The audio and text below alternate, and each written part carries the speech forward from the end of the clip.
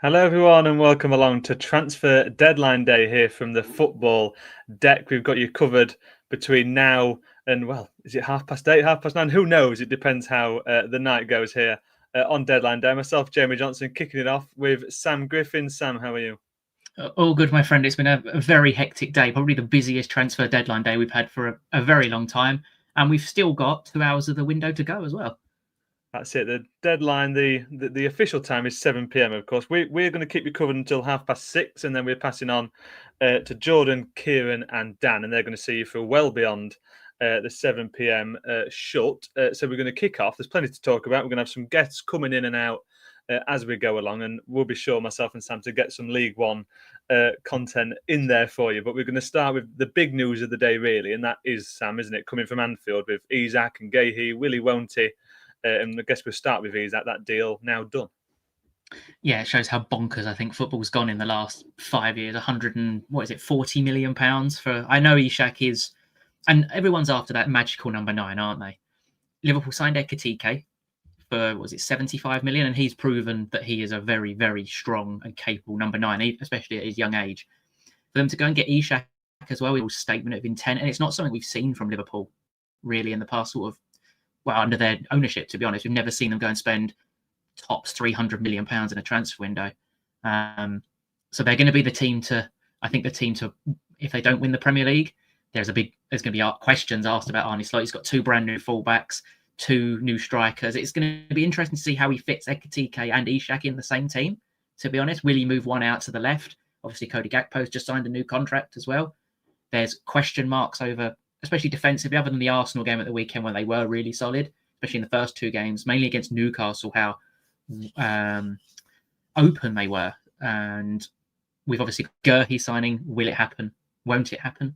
And with Guehi, it seems it's all relying on this Igor Jesus deal from Brighton on loan. So he looked like he went to Palace, then saw Guehi was leaving. Is like, I'm not sure in this now. Now West Ham are now rumoured to be interested as well. So which has now thrown the Guehi deal up in the air. But it is a almighty window from Liverpool. If they pull off Guehi as well, it could go down as an all-time great Premier League window.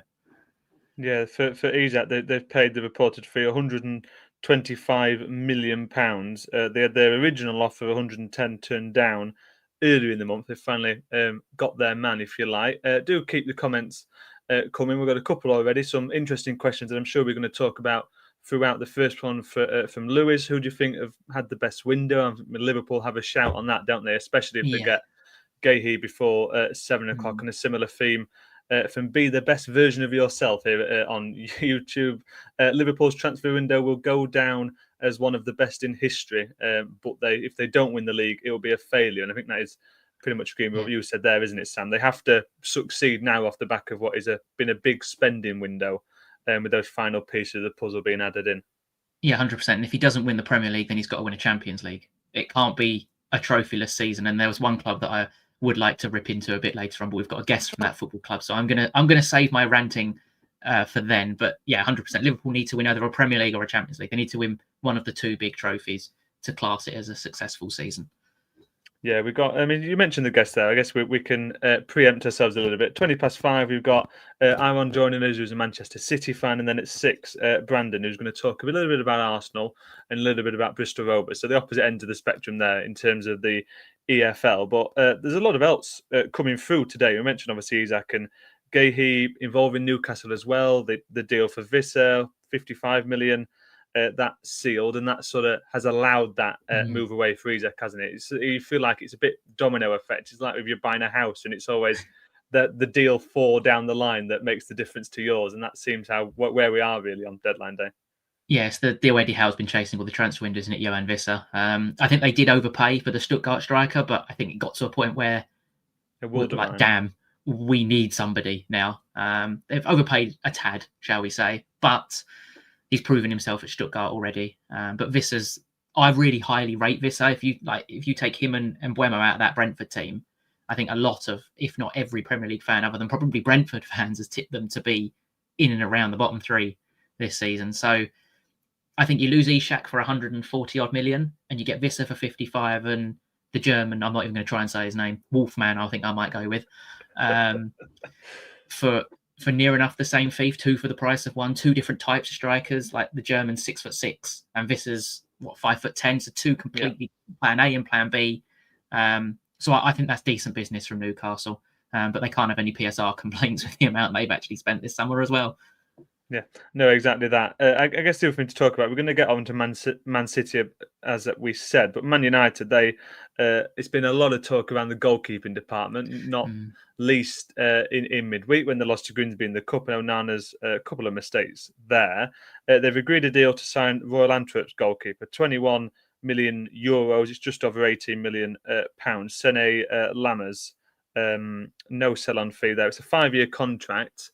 And does that solve the problem? Does that mean Onana's moving on? It's all a bit of a mess, especially the goalkeeping department at Old Trafford. It's still a risk for Man United. If you look at his highlights reel, it's not exactly if you compare him to Emi Martinez, for example, World Cup winner Emi Martinez. He's been consistent for 5-6 years at Aston Villa. So I still think it's a risk. I think they've done that to have a potential sell-on for this goalkeeper as well, because obviously United are probably the worst selling club in the whole of England. To be honest, like you look at the Anthony deal, they've got 21 million euros for him. They bought him for 80 million euros 3 years ago. So it's a big risk at the end of the day. Onana and Bayindir have proven that they're both not good enough. Let's put it that way. It's simple. Like you look at Onana against Grimsby, for example. About 5 of them penalties he should have saved, and he was at fault for both the goals. Bayindir was at fault for one of the goals last weekend and was possibly at fault for the goal against Arsenal as well. So it is a risk going for a young goalkeeper. 23 is a very young goalkeeper, so it's still extremely young. So if it was me, I'd have gone for Martinez, proven goalkeeper. It'd have been cheaper, probably more on the wage bill, but you get what you sort of pay for in that regard. So I don't know if PSR has anything to do with it, but if I was a Man United fan, I'd have rather had Martinez than Lammers, personally. Some news sort of coming in further down the pyramid. In the Championship, Portsmouth have signed Mackenzie Kirk from St Johnstone and at Cheltenham Town. There's some interesting words coming out. It's John Palmer, who is the reporter down there. He says some of the things going on at Cheltenham really shouldn't be happening at a professional football club. So that is one to keep an eye on. Especially over the next couple of hours. We're going to come back to talking about the lower leagues after our first guest comes on. But to sort of whip round more of the Premier League news, Kolo Muani has joined Spurs on loan. Victor Lindelof has joined Aston Villa. Villa also closing on loan deals for both Harvey Elliott and Jadon Sancho. So some interesting moves for them in the attacking department. And Manchester City, the talk for them is all about Donnarumma, and we'll come to that at 5:20. So any thoughts on those, the bits at Villa and Kolo Muani, another attacking option at Spurs? Yeah, Kolo Muani was someone that it's a type of striker that Spurs desperately needed. They needed another striker because Solanke, I think, is out for 3 months. They got Richarlison, but unfortunately for him, when he's fit, I think he's one of the strikers you don't want to play against because he's a git, quite frankly. He's got that sort of nasty streak in it, and I really like that from a striker. Kolo Muani's a different type of striker. He's obviously a bit bigger built. He's also extremely quick, can play one of either side as well. So it's a bit more versatility for the Spurs front line. But for Aston Villa, Lindelof is that signing that, when a team is panicking on Football Manager, for example, and it's like, we desperately need somebody who is available for free because he's going to keep the physio department pretty busy. But it was a signing that Villa needed. If you look at them on the opening 3 Premier League games, especially defensively, they've been pretty poor. They're struggling, aren't they? Yeah. Harvey Elliott is someone I highly, highly rate. He won an amazing under-21 tournament for England. And I was kind of hoping that he would get a move this summer because he deserves to play every week. And let's be realistic, he's not going to do that at Liverpool. Like, they just spent £120 million on Wirtz. So he's not going to play. So I think it's a really good move for him. Does throw in doubts about Morgan Rogers for me, because Elliott and Rogers kind of play in that same sort of position. So will Morgan Rogers go to Spurs? We don't know. And then obviously Jadon Sancho is a confusing one, considering they're paying a loan fee and 80% of his wages. So for once, I think Manchester United have actually got the better end of the deal there. But if we look at what Marcus Rashford did at Aston Villa, especially in out of possession, Marcus Rashford, when he was at United, did 0.6 tackles per 90, and he went to Villa and he did 2. So there's a lot more hard work. He had more average and more shots per 90. So it could work out for Jadon Sancho, because we've got to remember there's a World Cup at the end of this year. He's still going to want to play in that. He's still only 25, 26 years old. So he's still got a long career ahead of him. So I think that Unai Emery is a very good man manager as well. And I think this could be a move for Sancho. It sort of takes him out the limelight a little bit going to Aston Villa rather than being at Manchester United. So hopefully, for Jadon Sancho's sake, it works out for him.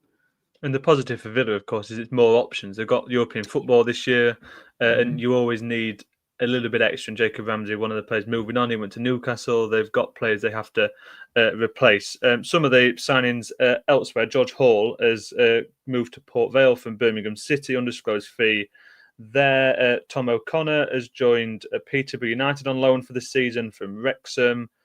And Ollie Cooper joining Wigan Athletic on loan for the remainder of this season, of course, leaving Swansea.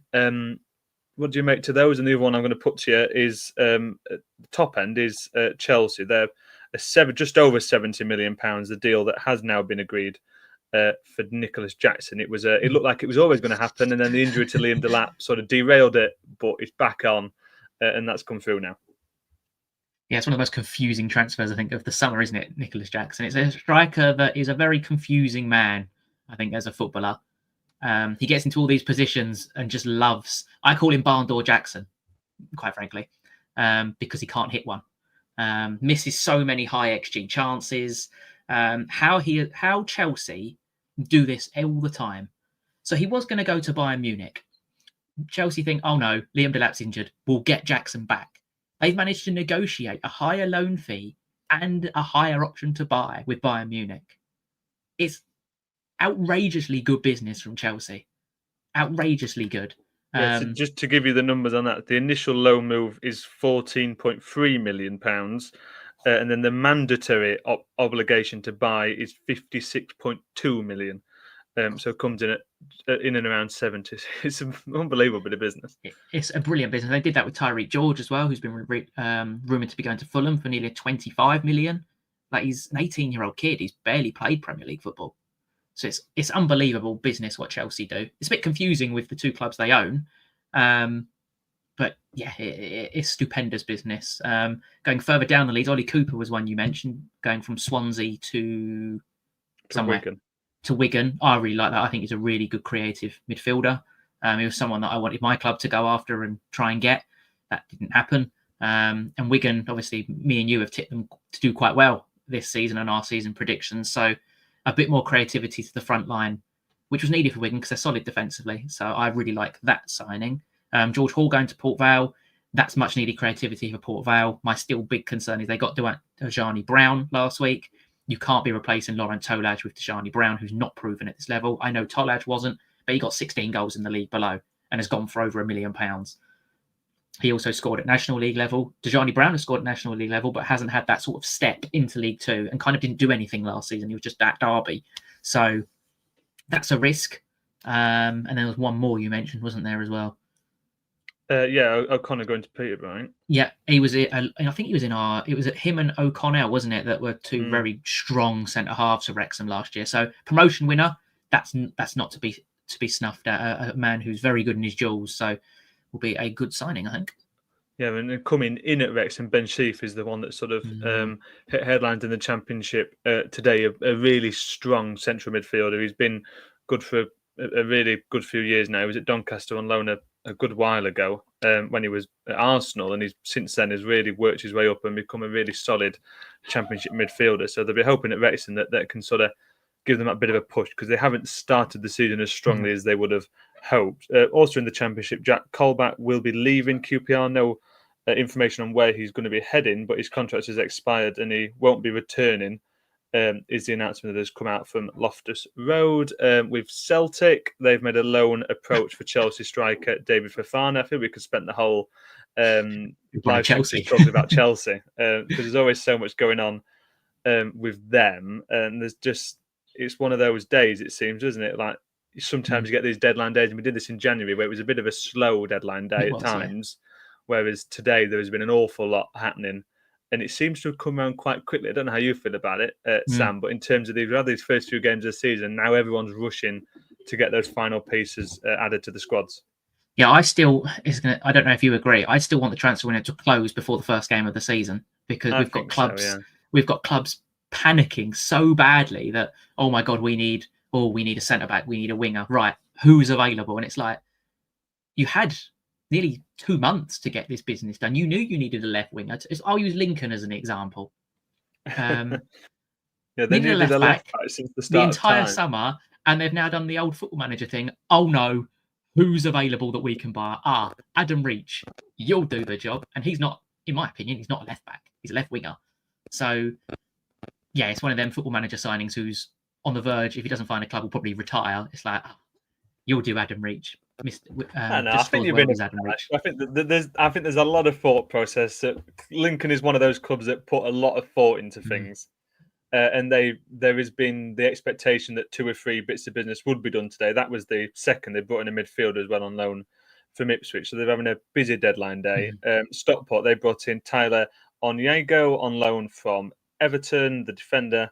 They're coming back to Stockport. There's going to be a deal imminently at Wycombe. They put out their usual breaking transfer news GIF, but we'll wait to see. I think it's Sam Bell from Bristol City.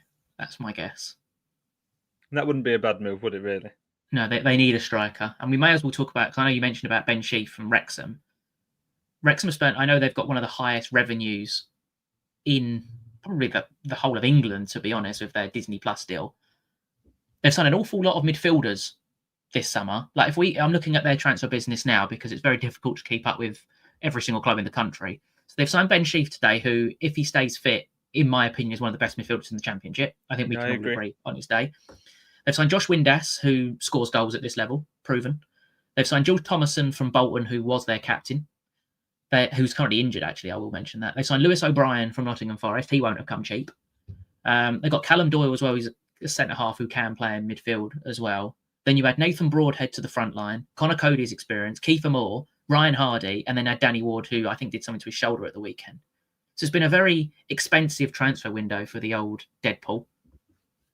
The old Deadpool. We've got Kelly, who's a Wrexham fan, coming in to the chat. Be interested to see what she makes of the window as a whole. It's been definitely a busy one for Wrexham. Kiefer Moore was one of those they brought in early on in the window, has proved already to be worth his weight in gold. We're joined by our first guest of the live stream imminently. Here on the football deck. If you are interested, want to get your thoughts onto the live stream, do put it in the comments, and any questions as well. We'll do our best to answer them. Kelly, who I just mentioned there, is pretty happy about that move. I think for O'Connor moving to Peterborough, wishing him all the best. I think Peterborough were a team who needed a few extra bits and pieces. I think me and Seb, I guess briefly, we spoke about on the review show on the League One Lowdown over the weekend that perhaps their issue isn't players, but you never complain when an extra 1 or 2 come in. Yeah, especially for Peterborough, they need experience, didn't they? They've struggled defensively, and they've actually struggled going forward as well, which is not something we associate Peterborough with being. We always associate Peterborough with, like, we look at last season, this was one of the top scorers, but one of the worst defensive teams. So I think Darren Ferguson is under pressure. There's rumours that Harry Leonard, if not already announced, and I may have missed it, is going to Peterborough for nearly £1 million. So I don't think they can be critical of the owner not putting money in. I think McAnthony's always been quite fair with his transfer business. He does back managers. So it's going to be interesting to see what happens with Peterborough, because it can't go on like this. We associate Peterborough with being a top 10 at least League One club. I know they won a trophy last season, so you'd expect them to kick on a little bit this year. And they haven't. But I've always said there's only so many times you can replace the amount of talent that you buy from non-league with other non-league players. One season, you're going to get it wrong, and this might be the year. Yeah, it's not an infinity pool, is it? Bringing players up from the National League. Jimmy J. Morgan has come in on a season on loan from Chelsea. That was about an hour ago for Peter. A couple of questions we're going to answer before we get our first guest on. Chances of Josh Honoran, I can't say his name to be honest with you, leaving Shamrock Rovers for Lincoln City. Josh Brennan, that in the chat. He would be a fool to leave Shamrock Rovers. That is one that has been floating around for a good bit of time. I would be surprised if it happens, given that Lincoln have brought in a midfielder already today. But you always learn never to be surprised on these transfer deadline days, don't you? And another one as well. For me, this one, a fellow Doncaster fan, thoughts on the new signing from Saturday, Osolano. I think he will prove to be a good move. He hasn't got the numbers that spring off the page, but neither did Rob Street when he came into Doncaster and did really well on loan last season. And he reads, and you look at highlights and things, like a very similar player, running through the channels. He's got a bit of pace about him. And I think it could be the missing ingredient for Doncaster to really sort of push them into having a successful season on return to League One. That's what I'm hoping anyway. As we now we'll cue in our first guest of the live stream. Aaron, how are you? Hi guys, how are we? Not too bad. Been a busy deadline day though, so yeah. Exactly that, and busy as well already for your club, Manchester City. I think we're best to start with the goalkeeping situation. Donnarumma advanced talks to sign him, 30 million. The fee there. Edison set to go the opposite way out the door to Fenerbahce, 12 million. What do you make to that and the situation there in the goalkeeping department? Yeah, I think it's a pretty unforeseen situation. I think the club went into this summer thinking, right, we could maybe do with one more goalkeeper, and now it looks like the entire department is probably going to change. So yeah, I mean, I think it's a bit indicative of where we kind of are. I think we were kind of thinking, could we potentially start pushing for the title again this year? And I think we've now kind of taken that step back to actually, you know what, we'll keep building this year. If we can push for the title, that would be great. But we're not necessarily needing it to happen. We're looking to build. In terms of the specific players, I mean, Edison, he's a legend of the club, really, you know, coming in at a tough time. Obviously, Bravo, we paid a good amount of money for him and he really didn't work out. And he's come in and he's probably up there with like one of the most revolutionary goalkeepers in football history. I think, you know, you've probably got the likes of Neuer up there, and I think he'd be there as well. He's done a great job for us. Performance is slightly dipped. I don't know. I think the fee may be slightly low as well, but he's only got a year left on his contract. So that is what it is. Donnarumma, look, I think the way some fans talk about him, they're thinking that we're going to build a brick wall in our goal before the start of every game. Obviously, he's not quite that. He's a very good goalkeeper. Perhaps not as good with his feet, or definitely not as good with his feet, actually, as Edison is. Probably on a pretty similar level to Trafford, to be honest. But I think what he'll bring experience, he'll bring pedigree, and he'll bring big saves and big games, which is something that Edison kind of slightly lacked. It's a good point you mentioned about Trafford, actually, because he's probably sitting there thinking, well, what sort have I done for my England career? Like, there's a World Cup at the end of this summer. He's gone to Manchester City thinking, I'm going to be the main man this summer, or this season. And he's made one mistake, which I think is harsh because that's the way City wants to play. You want to build out from the back. And like you've mentioned, Donnarumma's not exactly much better with his feet. He's just a bigger frame, I think it's fair to say. So I do wonder what James Trafford's sort of thinking. Yeah, look, on the mistake, firstly, I was there at the Etihad, and I was, to be honest, I was quite disappointed in the way some of our fans got on his back. You know, it's his first game at home. It's against another big team, and he's made an error. All right, support him. Don't start shouting at him. Don't start lambasting when he comes out and you sweep a keeper, and instead of it going straight to a player, it goes out for a throw instead. That's fine, in my opinion.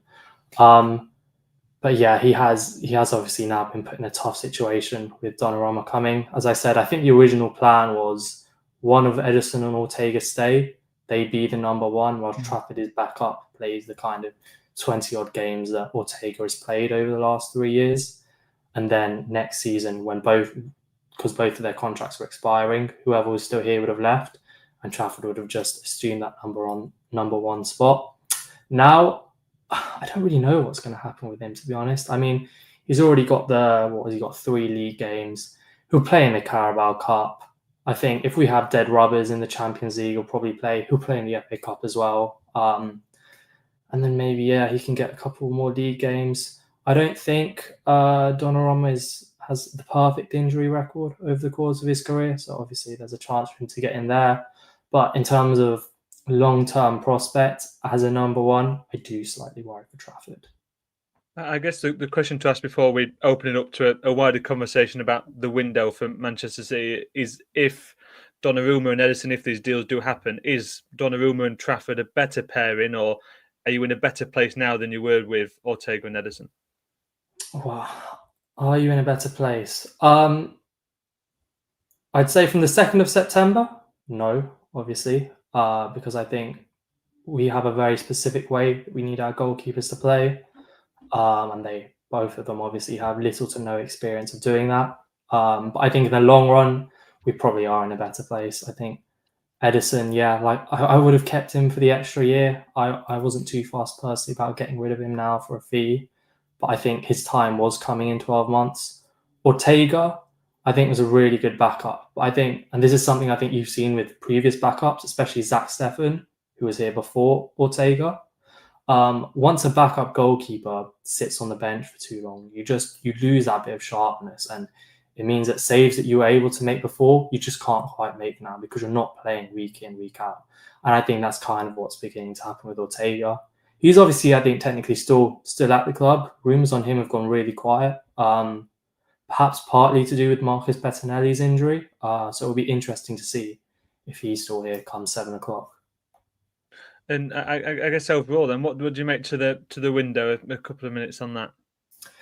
Yeah, look, I think it's another transitional window, isn't it? I think we've brought in some good players, we've brought in some good potential, but it's obviously now taking the time to coach that into Pep Guardiola's system and letting these players develop. I know Cherki obviously looks like he's out for a couple of months, so that's not ideal. I've just seen as well, Aït-Nouri's not been called up by Algeria because of his ligament problems, which forced him off against Spurs. But I do think there's some really good potential there. And I think pretty much all of them have showed it in flashes, whether it's been at the Club World Cup or in the Premier League. So, yeah, there's definitely something there. And now I guess it's on Pep to coach these players and make sure that that spark is every week like we used to be before, so we can start challenging for league titles, for Champions Leagues again. I mean, I've been really impressed by Reinders sort of early on. He's been the one that's shone for me so far. Go on, Sam.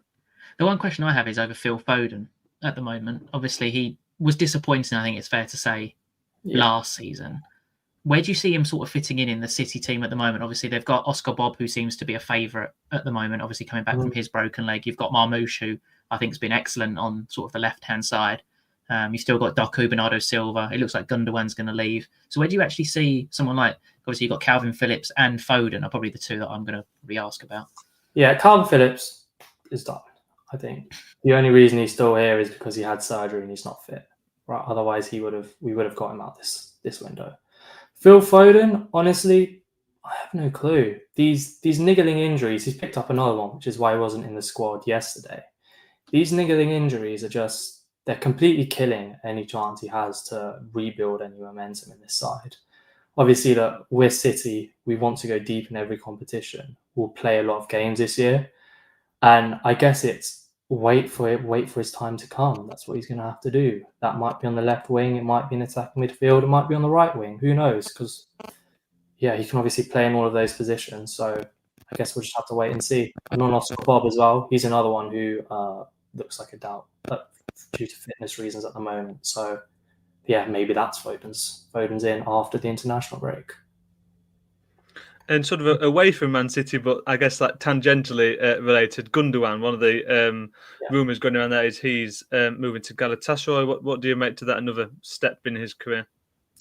Yeah, I think the comeback hasn't quite worked as we thought it would. I think he lost a lot during the 12 months that he was at Barcelona. I think you could kind of tell he'd gone from playing at Premier League intensity week out to playing in La Liga week in, week out, which is obviously slower pace because of the weather, etc.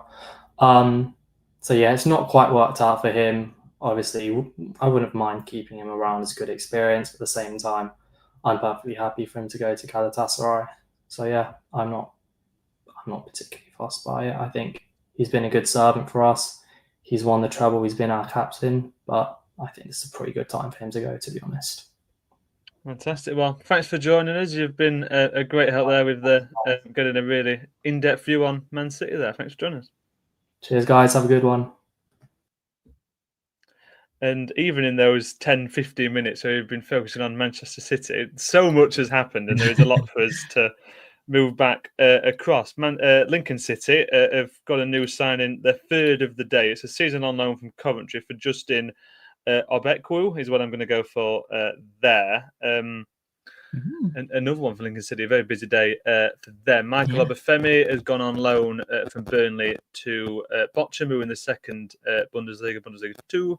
And Bradley, go on, you're going to have to help me with the surname there, Sam. It's one I can never... Inhovian. I'll go with that. He's gone to Shrewsbury. He's going, we expect, to Shrewsbury. So Lewis Orford's also just gone to Stevenage from West Ham on loan. Another one that is rumoured around is Joe Ironside leaving Doncaster to go to Tranmere. So we'll see on that one. He's struggling to get into the squad, really, and especially with the latest striker coming in. That is going to be even greater of a difficulty for him getting into the squad. So no surprise there. To butt in before I'll let you go there, Sam. Kelly Davidson with a lovely super chat for us there. George Dobson going to Millwall isn't going to happen. I'll paraphrase there. What she's hoping for. So thank you for that. Well put there.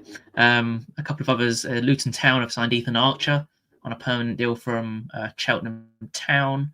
But he has gone back to Cheltenham until the 3rd of January. A winger that at the start of the window I was really hoping for us to get, can play either side, has an eye for goal, eye for assists, and it unfortunately hasn't happened. But another good signing for Luton Town, who have made some decent business so far in this window. And obviously you mentioned Obekwu to Lincoln City. A pretty good day for Lincoln City, I think, by all accounts. Obviously Skubala, it was well renowned that you needed some extra bodies, or Lincoln needed some extra bodies. They've now got Obekwu and James Collins, Rob Street, Freddie Draper, so they're perethid in the striking department now. Obekwu obviously had a very successful spell with Grimsby last season, scoring 10 times last season. It's not too far for him to move either, which probably helps. So a good day all round so far for Lincoln City. Ryan Loftus joined Crawley as well. Much more will be talked about of League Two, and we hand over at 6:30. So if you're hoping for some focus on League Two, do stay tuned for that. Ogbean has joined Sheffield United on loan from Ipswich. They brought in a couple today. They've done a lot of business this summer with their new AI-led approach under Ruben Sellers. It hasn't come off just yet. And from Oxford United, Steph Negru has gone to Bristol Rovers on loan for the season. A lot of loans coming through in these last few minutes. Yeah, 100%. And I think Sheffield, touch on Sheffield United, they've obviously had a torrid start to the season. Pressure already built on Ruben Sellers, especially after the weekend. You had fans basically telling him to go away. So he's under pressure immediately. And it's a big call of faith for the owners to now back him with more players on deadline. I think they've signed 3 or 4 today. So under pressure immediately. He's now been backed in the transfer market. So when the international break is over, we've obviously got another one pretty quickly after as well. I think it's 4 weeks after, isn't it? Which we'll touch on the League One Lowdown this week because I hate international breaks. Under pressure, and yeah, it's not really what you want. It's sort of hangover, isn't it, from the playoffs last season? I think for them, they've lost a lot of experience in their side. And they have gone for a more of a younger approach now.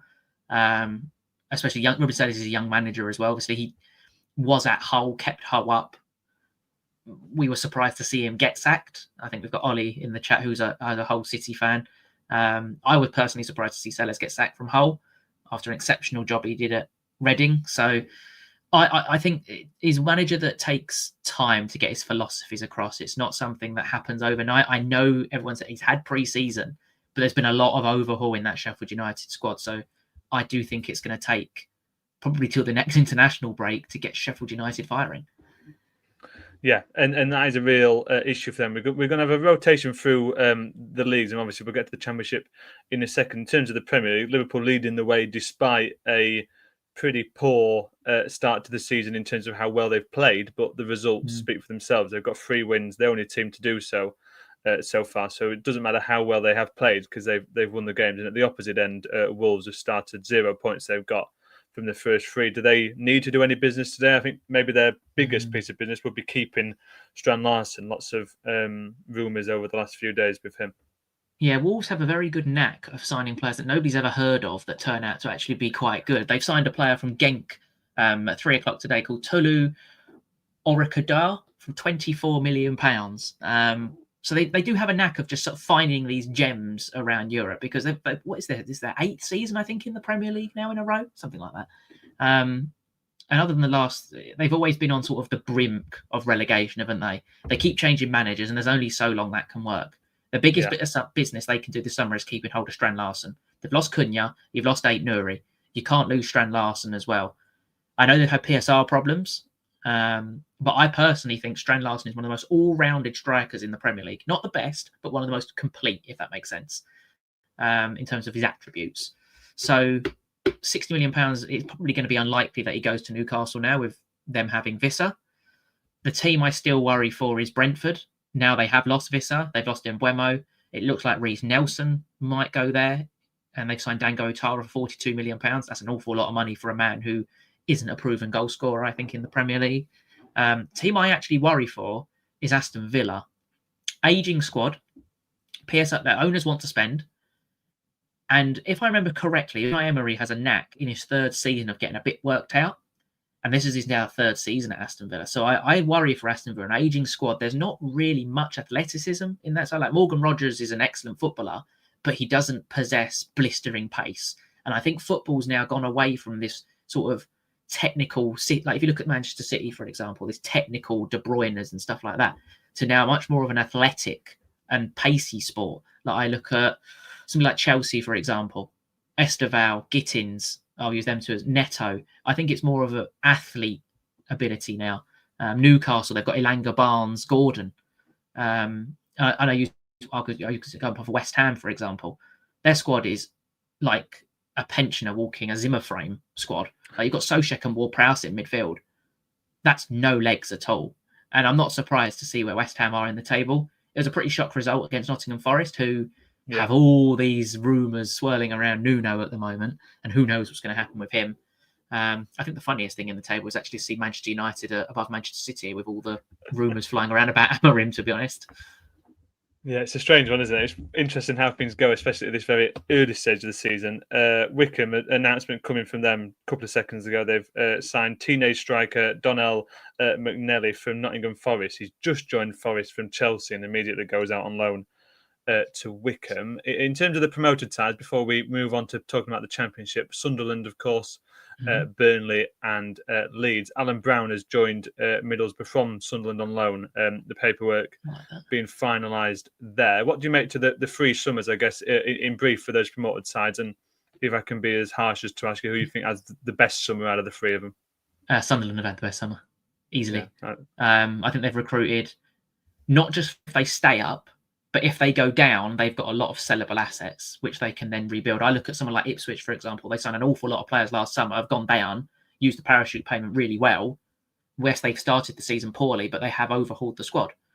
I think Sunderland have had an excellent window. Burnley have had a better window this time round than last time they were in the Premier League because they kept hold of all their squad this time and their loanees. They didn't completely overhaul it. And the other promoted club was Leeds. I think they've had a pretty good summer as well. I still think they lack another striker. It's a good start. It's a Monday evening. But they did get rid of Patrick Bamford, which is brilliant because he's nowhere near a Premier League striker nowadays. They brought in Calvert-Lewin, who hasn't exactly hit the ground running. He had a brilliant debut, himself. Didn't he? Yeah, against Sheffield Wednesday in the cup, didn't set any trees on fire, if you like. But yeah, I mean, moving on to the Championship. There's been a lot of money spent across the second tier, hasn't there? Ipswich, Wrexham, Birmingham are ones that spring to mind in terms of teams that's been spending a lot of money. That's sort of trickling down, isn't it? That effect of multiple players this summer going for 100+ million, and it's filtering down that Championship players are spending 5, 10, 15 million on a more regular basis. Yeah, I don't think there's a club in the Championship other than Sheffield Wednesday that haven't spent a bit of money this summer. Like I look at QPR, for example. They've spent, to be fair, for QPR, they've spent quite a lot of money. Charlton have obviously invested heavily. They've signed Joe Rankin Costello, Charlie Kelman, Ollie Affey. They got Kaminski as well for goalkeeper, as well as others. Norwich sold a couple of players to get some more in. Birmingham, obviously, they built their squad last year, so didn't have as busy summer this summer. Preston have had an excellent start, but I don't think they've done any. Off the top of my head, Preston haven't really signed anyone that like makes you scream, if that makes sense, for a lot of money. Swansea and Portsmouth are two clubs that I think recruit incredibly well.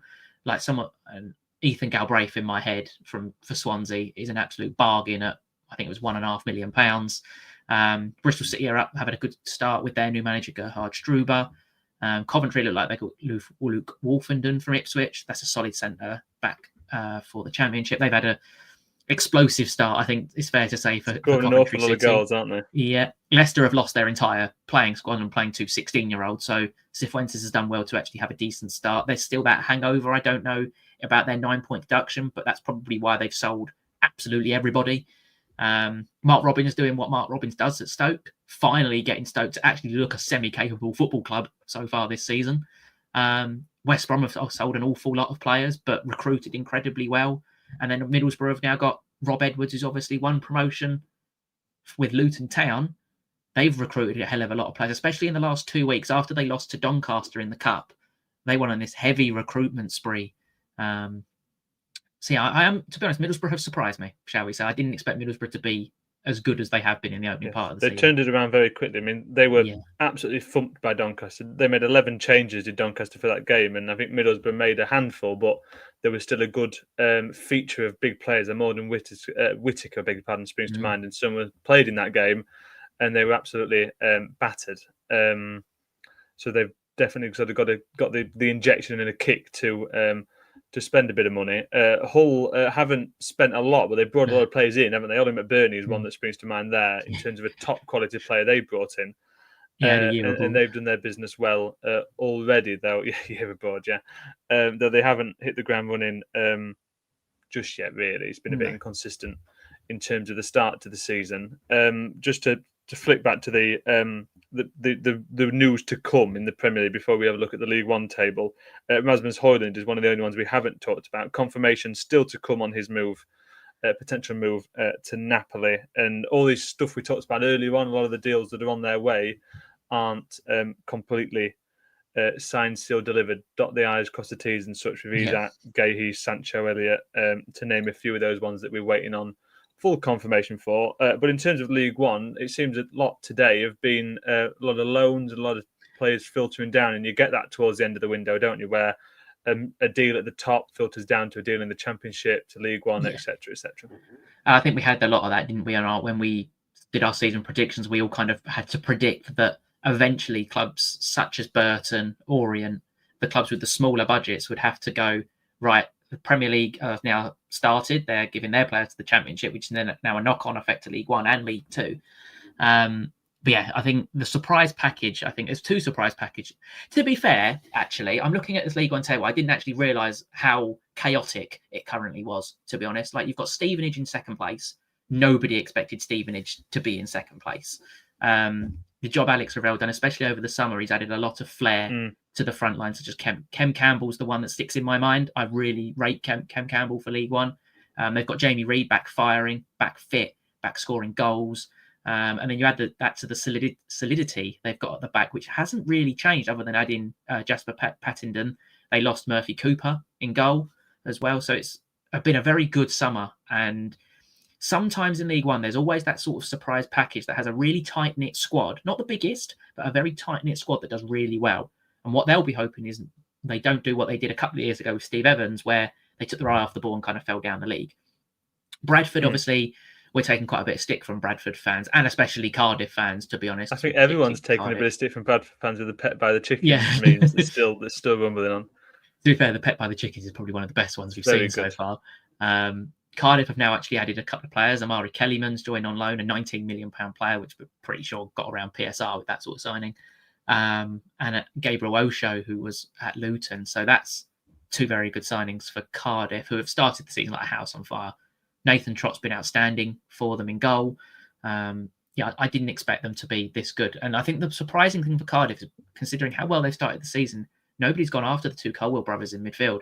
Been two of the best players, if not the best players in League One. Yeah. And nobody's really shouting about them, to be honest. Obviously, Craig Bellamy left them out of the Wales squad as well, which was interesting. We've got your team, Donny, as well, who have had a very strong start to the season under Grant McCann. Huddersfield have decided to change their entire squad and manager. Extremely strong at home. Had a challenging start away, but I think when you have an inexperienced manager, it's going to take time. Lincoln have had a solid spoken start. about it a lot with Huddersfield is just the depth they've got, how many quality players they have, and the substitutes. There's no drop from the quality of the first team to the substitutes, which you see from pretty much everyone else in the division. Just a brief note from elsewhere as we go through the leads. There is a signing coming at Fleetwood. They've done the Jim White featuring teaser, so we'll see who that is. And the deal for Ethan Archer going to Luton, he's been loaned straight back to Cheltenham. Michael Flynn's calling it a fantastic deal for both the club and Ethan. So interesting there. But there's been some interesting starts to the season in League One. You were going to go on to Lincoln there, who have done a bit of business late. We talked about the 3 signings they've made today. But despite this constant need for new players, the left back that we were sort of banging on every week, we'd mentioned they've still not got a left back. But they've still started the season pretty well. Yeah, Skabala's done a really good job, hasn't he? He seems to have adapted a bit more this year. Last year, I think we were critical of him in terms of he wasn't adapting, but he has adapted this year. He's got the best out of all the players he has.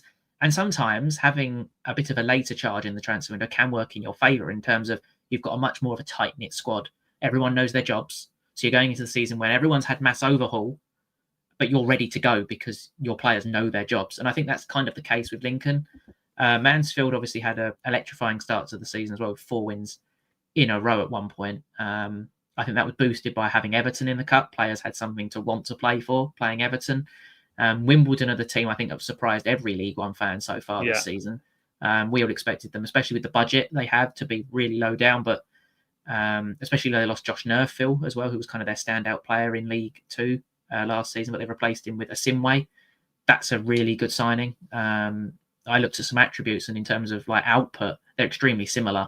So they've done really, really well to get that done. Stephen Schumacher, I think, should be in for some criticism at the moment at Bolton. I think, obviously, they've got Marcus Fors today and Cyrus Christie. So that's 2 fairly big investments in terms of wages for League One. And Marcus Fors, if he stays fit, is going to be one of the best attackers in League One. So it might just be that missing piece of the jigsaw at Bolton. We'll come back to Orient in a minute because we've had 15 new players join. I think Plymouth, we'll talk about Blackpool. They've had a lot of investment, I think it's fair to say, this summer, only losing Rob Apter, spent fees on Niall Ennis, Jordan Brown. They've got Heckway, they've got Fraser Horsfall. So Steve Bruce has had a lot of investment, and they've been a pretty poor start to the season, especially conceding goals. You can see 13 goals, which is the joint worst in the league with Plymouth, who have also had a very disappointing start to the season, which puts Tom Cleverley immediately under pressure. Wickham have seemingly done the old Football Manager tactic of, right, we've had a really busy January. We've got a load of money to spend in the transfer. Let's have another really busy transfer window, which heaps pressure on. You've been playing Football Manager lately, by any chance? I have, yeah. 2 or 3 Football Manager references. Yeah, I really like Football Manager, and I'm waiting for the new one. Which, to be honest, we're surprised Mike Dodds is still in a job, to be honest.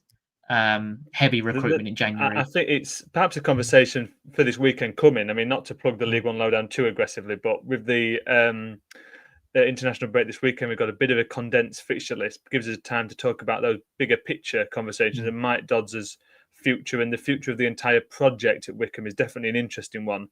Some of the quotes from last weekend were absolutely mind-boggling. We don't have a plan B. We need to make the plan A better. We're too far down the line to change it. It's worrying, even from an outside perspective. Just a quick roundup elsewhere. The Guehi deal at risk of collapse, with Palace unable to find a replacement. The medical has been completed there, it seems. So definitely one to keep an eye on. That's going to rumble on all the way and perhaps even beyond 7 o'clock if the deal sheet is in. Joe Ironside, a deal agreed to sign for Tranmere Rovers. Loan or permanent, not sure there. Sean Patton has joined Reading, a permanent deal for him. We know that one. Derry City, he's leaving, the striker, to head to League One. As for League Two, which we'll pivot across to before we welcome on our second guest, Brandon's going to come on and talk about Bristol Rovers and a little bit on Arsenal as well. So it was nice sort of link into that with Bristol Rovers. Notts County, John Parnham on the YouTube comments. Remember, you can stick any questions or thoughts in the comments, and we'll do our best to talk about them. Hoping for a striker, nothing just yet. Indications are that it is unlikely, which is a surprise, isn't it, really? And the other thing to add to that is the fact that it looks like Jatta's going to stay. And it was a lot of talk that he was moving, put a rumbling on all summer. So not bought a striker in, but if they're going to keep Jatta, is it a little bit 6 of one, half a dozen of the other? They're a little bit where they were beforehand. Yeah, 100%. And League Two is a difficult topic for, I think, me and you, because I'm not going to lie, I don't really keep up to date with League Two. We've got League Two hosts on at 6:30 who can have a lot more knowledge, who are going to have a lot more knowledge than myself and you. I think the big story, I think it's fair to say, I think everyone will agree from League Two is MK Dons. I think it's fair to say. No, I agree. We've got Callum Patterson, Mendes Lang, Kane Wilson, to name a few. They're on top of Alex Gilby, McGlivery, the goalkeeper. Can't say his name. It's a squad that is ready for League One, like the top end League One. Yeah. I don't understand how PSR works fully in League Two. I'm not going to pretend that I do. So I don't know how they've managed to wangle around PSR with all of this, to be honest, because I thought it was based on wages, to be honest, and revenues. So if you make obviously a percentage of revenue, you can then spend a percentage. I think it's the amount of revenue you make, you can spend 80% of that on wages, something like that. So I don't really know how MK Dons with their empty bowl of a stadium make 80% in revenue, if that makes sense. Yeah, no, it's an interesting one, wasn't it? I think if you feel like the conversation that always comes is League One is the worst league in terms of PSR, with restrictions on that. So more talk about Josh Honeyman at Shamrock Rovers. Foolish it would be for Shamrock Rovers to let him go, according to Matthew Dooley in the chat. We touched on that a little bit earlier. My feeling is that I would be surprised if it does happen. Lincoln have now already brought 3 in, including a central midfielder. So if they add another, that would be, I wouldn't go as far to say overkill, but is he ever going to play this season? I know Jack Morden's out injured, Ethan Hamilton's moved on, Ethan O'Han much earlier in the window. But the fee that was touted is, it's not an insignificant one. Is it really in terms of what was coming out? I'll give you a second to think about this question from Conor Barry. Sam, any predictions for a shock transfer before the end of the window? And we've got a question about Johnny Smith's move from Wigan to Gillingham. As I scroll back up to re-find it, loan or permanent? Well, the information coming out from Peter O'Rourke earlier on today was that he's set to join on a loan deal. I don't think anything else has been announced since, so it's one that is sort of going to stumble along, isn't it? And we'll see on that. But yeah, any thoughts on any of those? And then obviously to talk about Leighton Orient, we've got to give you the chance to do that. Yeah, Johnny Smith's an interesting one. He's obviously relatively experienced at League One level. 13 appearances for Burton in 2021, 46 appearances, I think it's in total for Wigan. So, yeah, I think that's a really good creative signing. I think it's fair to say. A good age as well at 28 years old. So that will be a decent signing. In terms of a shock transfer,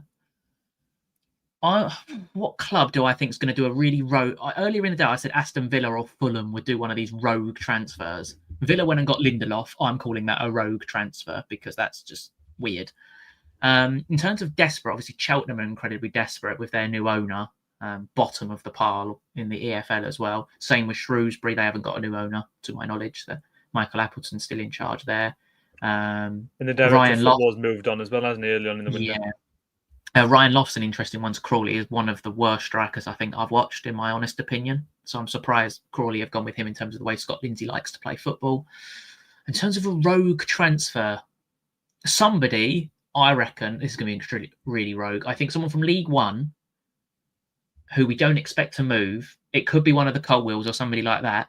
At sort of 6:30, there's going to be an offer accepted for a big player in League One to go to a top-end championship club.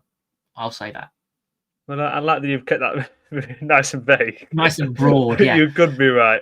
So was it? I think that's more bold than I was going. I was passing that one straight to you, not me myself. Come out with anything. Go on. I have a couple of minutes on letting know it because 6 o'clock. As soon as we hit 6, we're gonna. Brandon's gonna join us. So go on, Sam. Letting know it's been a very busy window and lots to do, hasn't it? With all those players moving on. To have the replacements to do this summer. Yeah, 15 new signings, and I think a lot of, especially after Saturday's defeat to Northampton, we never beat Northampton. We've beat them twice in 13 games. I think there is a lot of overreaction and a lot of, how can I put this, over eagerness for us to do really well. Like, I look at us from last year, we were 21st on, and I keep bringing this up, but and I will.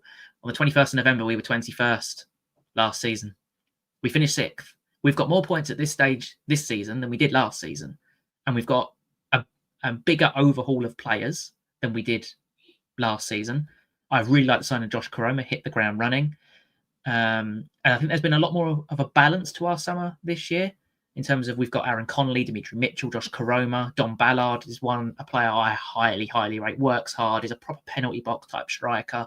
Michael Craig, Idris El Mazouni coming home. So like there's Michael Craig as well. So we're talking about players who have been there and done it. They're a good age, 24, 25, 26. They're a good age. And then you add the young youthfulness of somebody like a Joe White, a bit exuberant type midfielder on loan from Newcastle. You've got Alfie Lloyd, who are yet to see. Apparently he's a really hard-working striker. I think the thing with Orient fans, especially after the weekend, was we've signed Charlie Wellens, who's Richie Wellens' son, and he got on at the weekend over Azim Abdullahi, who we signed last January, and I'm going to be brutally honest, I've not been too impressed with, other than his hat-trick against Exeter. So I don't see a problem with Wellens signing his son. I don't think it's a signing that Wellens would have made. It had been the board, and he's scored in every game near enough he's played in, like the under-21s, the PFA game he played in. So I don't have a problem with it. Tommy Simpkins, the one I'm incredibly excited about, as well as Jack Morehouse. Jack Morehouse reminds me of Jamie Donnelly, but a bit more flair, if that makes sense. Jamie Donnelly, like, you give the ball to his feet, he can turn, he can pick a pass, where Morehouse picks up the ball and dribbles with it. And I think it would take time for him to adapt to League One. And when you've got 15 new players, for crying out loud, they need time to adapt. We're going to have inconsistencies like the Mansfield result and the Huddersfield result, but then you're going to pick up the performances like you did against Wigan, for example. So I think people just need to calm down a little bit, quite frankly. There's a really big overreaction, and I think last season has kind of put everyone's expectations really high. But I think League One is incredibly competitive this year. We've got clubs, while we haven't got a Birmingham and a Wrexham in terms of these massive budgets, what we have got is probably 12 to 13 teams thinking they can get top 6, and everything's incredibly tight, for example. So I think people just need to calm down. We've got one of the best managers in League One. Calm down, and it'll all work out. If we finish 10th at the end of the season, think of it this way. A lot of our players this time for next season are contracted, rather than 6, 7 of them being loans. I think that people just want to see people like Sonny Perkins maybe go out and get some first-team experience. So yeah, I'm still optimistic that one more will come in. The big loss, though, was Ethan Galbraith, Jordan Brown. I love Jordan Brown personally. I think he's a midfielder that we've big-time missed in terms of winning second balls, winning his duels. Obviously, Ethan Galbraith is one of technically the best footballers I've seen in an Orient shirt and fully deserved his championship move. And then Denaji obviously went to Turkey. I think that was more for his World Cup hopes with Ghana. He needed to play in the top tier or a second tier in England. So I don't begrudge that from anyone. Celtic have agreed a deal for another mouthful of a name, a winger, 5.2 million. Sebastian Tonetki is what I'm going for. Their Football League World reporting that Barnsley are going to sign Jake Rooney on loan from Derby. Blackpool and Exeter signings coming in the next few seconds by the looks of things. At 6, we'll come back to talking about those after our next guest. But before we get there, before Brandon comes on, just a quick word on a bit more clarity on the Mark Guehi situation. This is it's easier to read, really, with the Daily Mail. This is from Harry Bamford there. So new information coming to light. The deal for Igor Julia seems to have collapsed despite a medical. The Guardian are reporting that it's been called off due to an issue with that medical. They're now working on new targets, but it's proving tricky with the clock ticking towards the deadline. And then in conjunction with that, The Athletic have claimed that Mark Guehi completed his medical with Liverpool, but is now having talks with Glasner with the mood in quotes jeopardy. So it's all up in the air with that one. Definitely one that we'll come back to talking about as we go forward. But we're ready for our next guest to pop on and talk to us here on the Football Deck transfer live stream. Brandon, how are you? I'm good. How's things been for both of you today? Yeah, good. Busy, I think, is the word to describe it. We'll say that a lot, I think, before the end of things. Two clubs to talk to you about. I guess we'll start with Bristol Rovers. Just summary of the window as a whole, and any business today before the end of the window you expect to be done.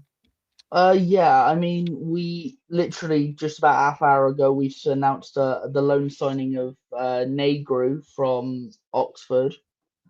Another centre half to come in. Looks like we'll potentially be losing. I think Clinton Molar's the likely one to come out. He wasn't in the match squad last on Saturday against Grimsby, and it doesn't look likely he will be a Rovers player any longer. We have also signed Joel Cottrell from Swansea on loan as well. So we've used 2 loan signings today. Reports that there might be one in. I'm not sure who it is, but I'm very happy with the business we've done, especially getting in one of the better centre backs in League Two last season in Negru. Played really well for Salford, and from what I've been reading and what I've been hearing from Oxford United fans, they rate him really highly. So I'm more than happy to welcome him in to a defence now that looks a lot stronger than whatever it was we put out last season. I wouldn't call it a defence. I'd call it a sieve, because everything just went through. Yeah, It I was think a on difficult paper, season to say the least, wasn't it? Yeah, I think on paper it looks quite a good summer, doesn't it, for Bristol Rovers? Like, you've got Luke Southwood in goal, a very good League Two. I think even potentially a League One goalkeeper. Alfie Kilgore's been there and done it at League One level. Ellis Harrison returning, I think, is big, and obviously you've got Darryl Clark back in charge. Macaulay Southam-Howes got to a League One playoff semi-final last year with Stockport. Josh McEachran, a very good ball-playing League One midfielder if he can stay fit. And then Jack Sparks, an attacking left wing-back from Peterborough as well. Yeah, I'd say the window we've had on a whole we had, like, I remember, like, the window had opened for like the first 2 weeks. We heard nothing out of the club, and then it was just sort of sign in after sign in. And I think the way that we've gone about this window compared to last year, we've gone and done a sort of complete reverse of we've gone for characters. So Ricky Martin and our director of football is going on about signing characters as well as like players, because the one thing that we sort of lacked last year was that, we lacked sort of mentality and that resilience. I'd say is the one thing. Every time we went 1-0 down, it was just heads drop, and then we collapsed. So having that sort of resilience, the mentality, and fixing everything over again is been the main thing. And I think we're slowly getting back to first couple of rocky games of the season, although I did think we've looked a lot better in every game we've played this season. It's going to be a slow process, but I reckon come the end of the season we'll be hopefully pushing up the table and back to where we want to be. Fantastic. We'll come to talking about Bolton. Thanks to Sarah Lane for a super chat coming through there. What are our thoughts on Bolton? We're going to talk about that in a couple of minutes. But while we've got you here, Brandon, is it your Premier League club? Is that what you call it with Arsenal? Yes. The club that I'd say I'm most affiliated to within the Premier League, Arsenal. Obviously, I missed yesterday's game completely because I was down playing a five-a-side tournament, so I didn't get to see any of the game. I think you picked a good one to miss from what I heard about it. From what I heard, the goal wasn't one to miss though. That was a very good goal. And fair play to Dominic Szoboszlai. It's a great finish, and what a goal worthy to win any game, to be fair. And it's those fine margins that, either side of that post, it either come away with a 1-0 win or a 0-0 draw. Yeah, it's that bit of yeah, quality, isn't it? I mean, and Arsenal have added a bit of quality, if I can use such a segue, across the summer. What do you make to the summer as a whole? Of course, Gyökeres was the signing you needed in terms of a striker. Have you missed anything? Do you need something before the end of the window? How do you feel about it? I would say that on the whole, Arsenal pretty much completed everything that they wanted to do in the window, bar like a world-class left winger. I'd say that Gyökeres arguably the best number 9 in world football for the last couple of seasons with the amount of goals he was scoring. Zubimendi comes in, replaces both Jorginho and Thomas Partey in sort of one player, as well as Norgard coming in to sort of facilitate that experience. We nicked Eze off Spurs, which makes everyone happy. And he from the little sort of highlights and clips that came out, he looked fantastic against Liverpool, sort of driving up, trying to beat his man and take players on. Something that we just haven't lacked, that sort of maverick player that we just haven't had since, well, possibly even like Alexis Sanchez, for example. Going that far back. I'd say on the whole, it's been a strong window for Arsenal. It's just now can they get over the line? Can we go and win something? I guess it's can the bridesmaids of recent years become the brides, Sam? I have a question, but this could very much create an argument, and I'm very aware that this might create an argument. This will go down in the Premier League Lowdown group, definitely.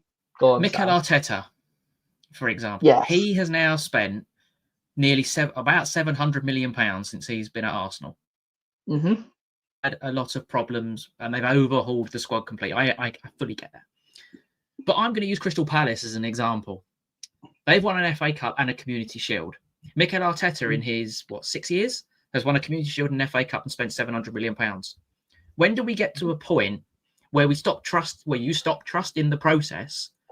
Because he has. Let's say you come second again this year, but you win an FA Cup. In my mind, that's a successful season. Football, in my opinion, for Arsenal is about trophies. All about trophies. When you're a club like Arsenal, it's all about trophies. Not coming second. No, I'm going to use Spurs as an example. Your big rival Spurs. Nobody is going to remember Arsenal coming second last season. Everyone is going to remember Spurs winning the Europa League, and you're in the same competition this year. Last season, as a football fan, I would rather be a Spurs fan than an Arsenal fan because I won a European trophy, and I'm still in the same competition as Arsenal.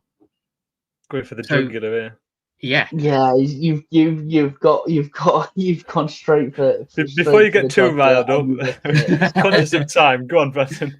I think that this is if we come away with second place and nothing this season, I think it is the end of the process. I think it would be it would be realistic to say that you've taken us as far as you can go. We need someone now who can get over the line, and whether that is Arteta this season or whoever takes on from him, I'm to be forever thankful for whatever Mikel Arteta's done for the club.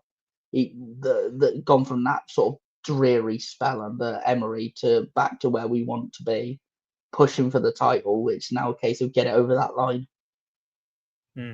Ollie Barnes in the chat saying Arsenal won't win anything major with Arsenal. He's holding them back.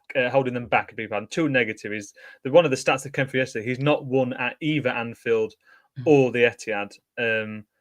So that's something there, isn't it? Thank you for joining us, Brandon. You've done a lovely job there covering both the two ends of the spectrum, isn't it? Bristol Rovers, of course, in League Two, and Arsenal. So thanks for joining us.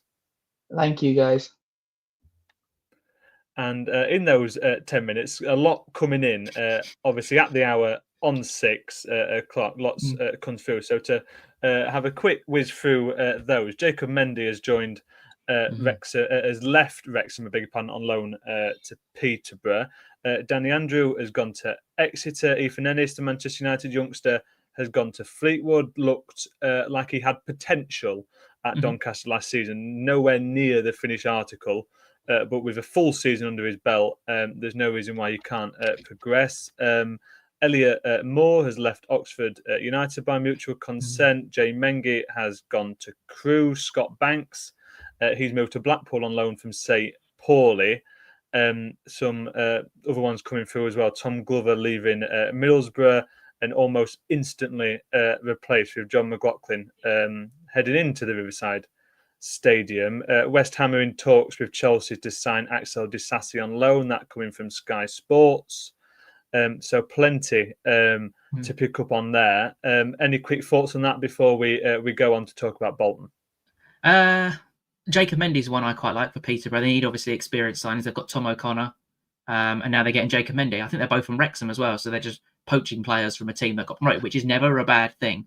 The only concern I have with Jacob Mendy, I think he's a really good explosive wing back, but he only played 4 times for Wrexham in League One last season.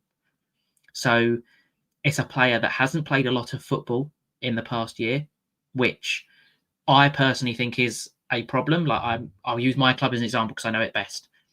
We've got a couple of players who weren't used to playing Saturday, Tuesday, and they've come up with injuries. I think players need to be playing consistently, and that's my big concern for Peterborough. These players haven't been playing consistently at all.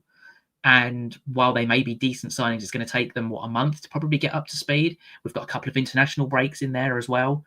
So I do worry about Peterborough, I must say. Yeah, it's definitely one. It's a bit of a mess at times, isn't it, Peterborough, with how much of a turnover they have, and it either goes really well or it goes really badly, like it did last season. So an interesting one there. There's been quite a big turnover at Bolton, I beg your pardon. I did promise we'll talk about them after Sarah Lane's super chat. What are your thoughts on Bolton? A nice open question for us. They've had a busy summer, haven't they?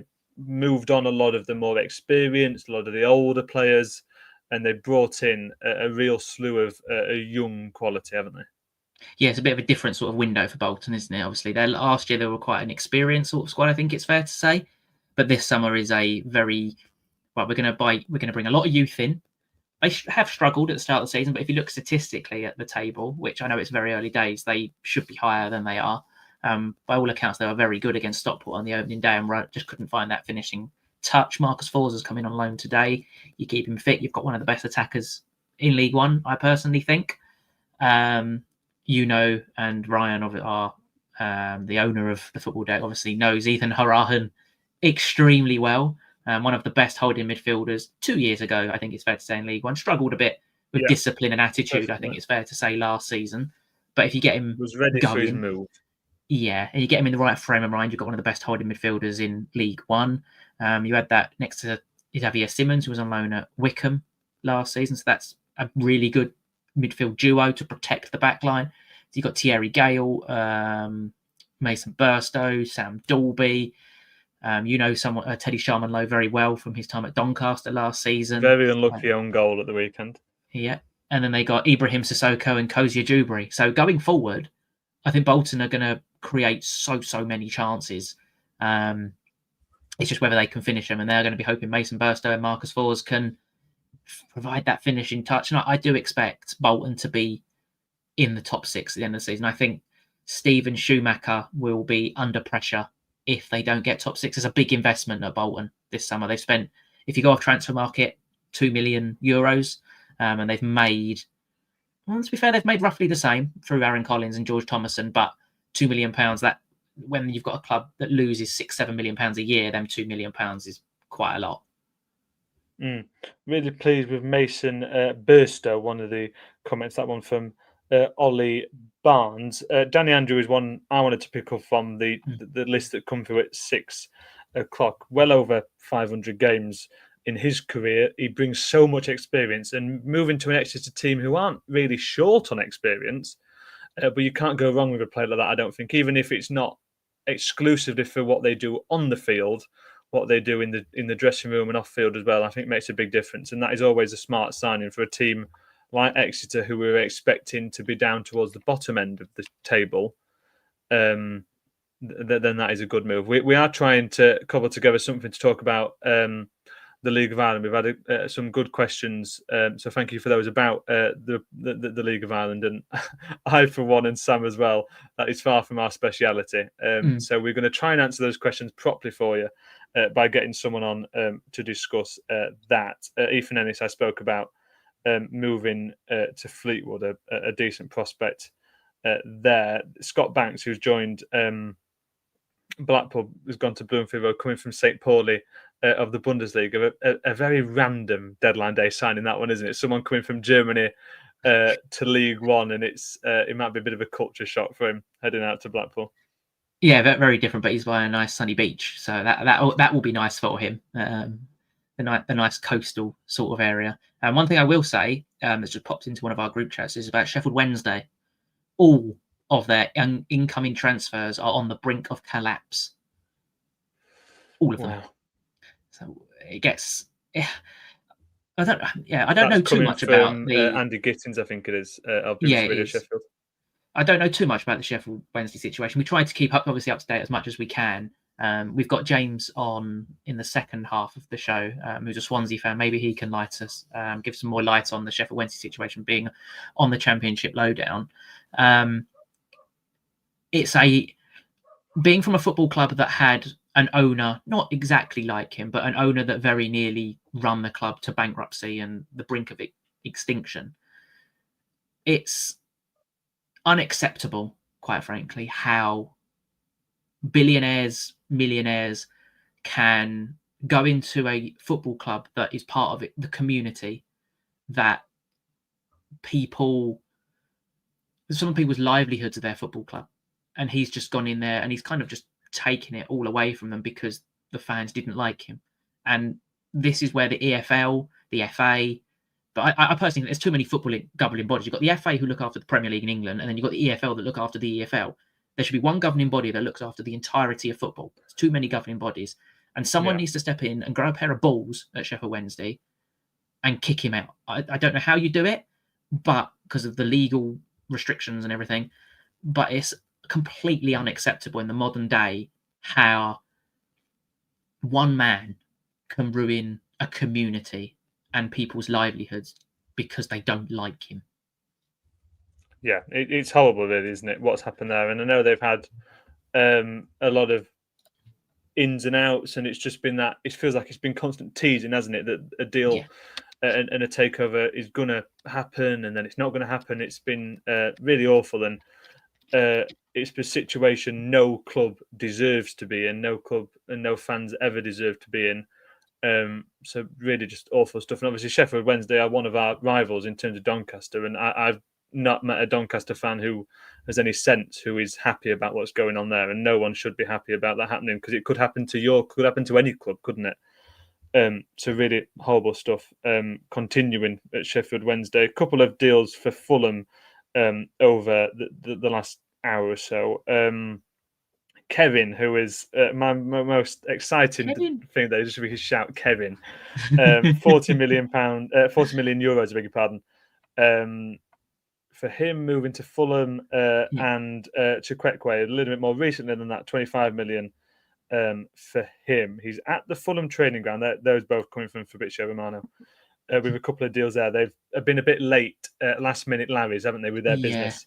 Fulham, Nottingham Forest as well, one for them.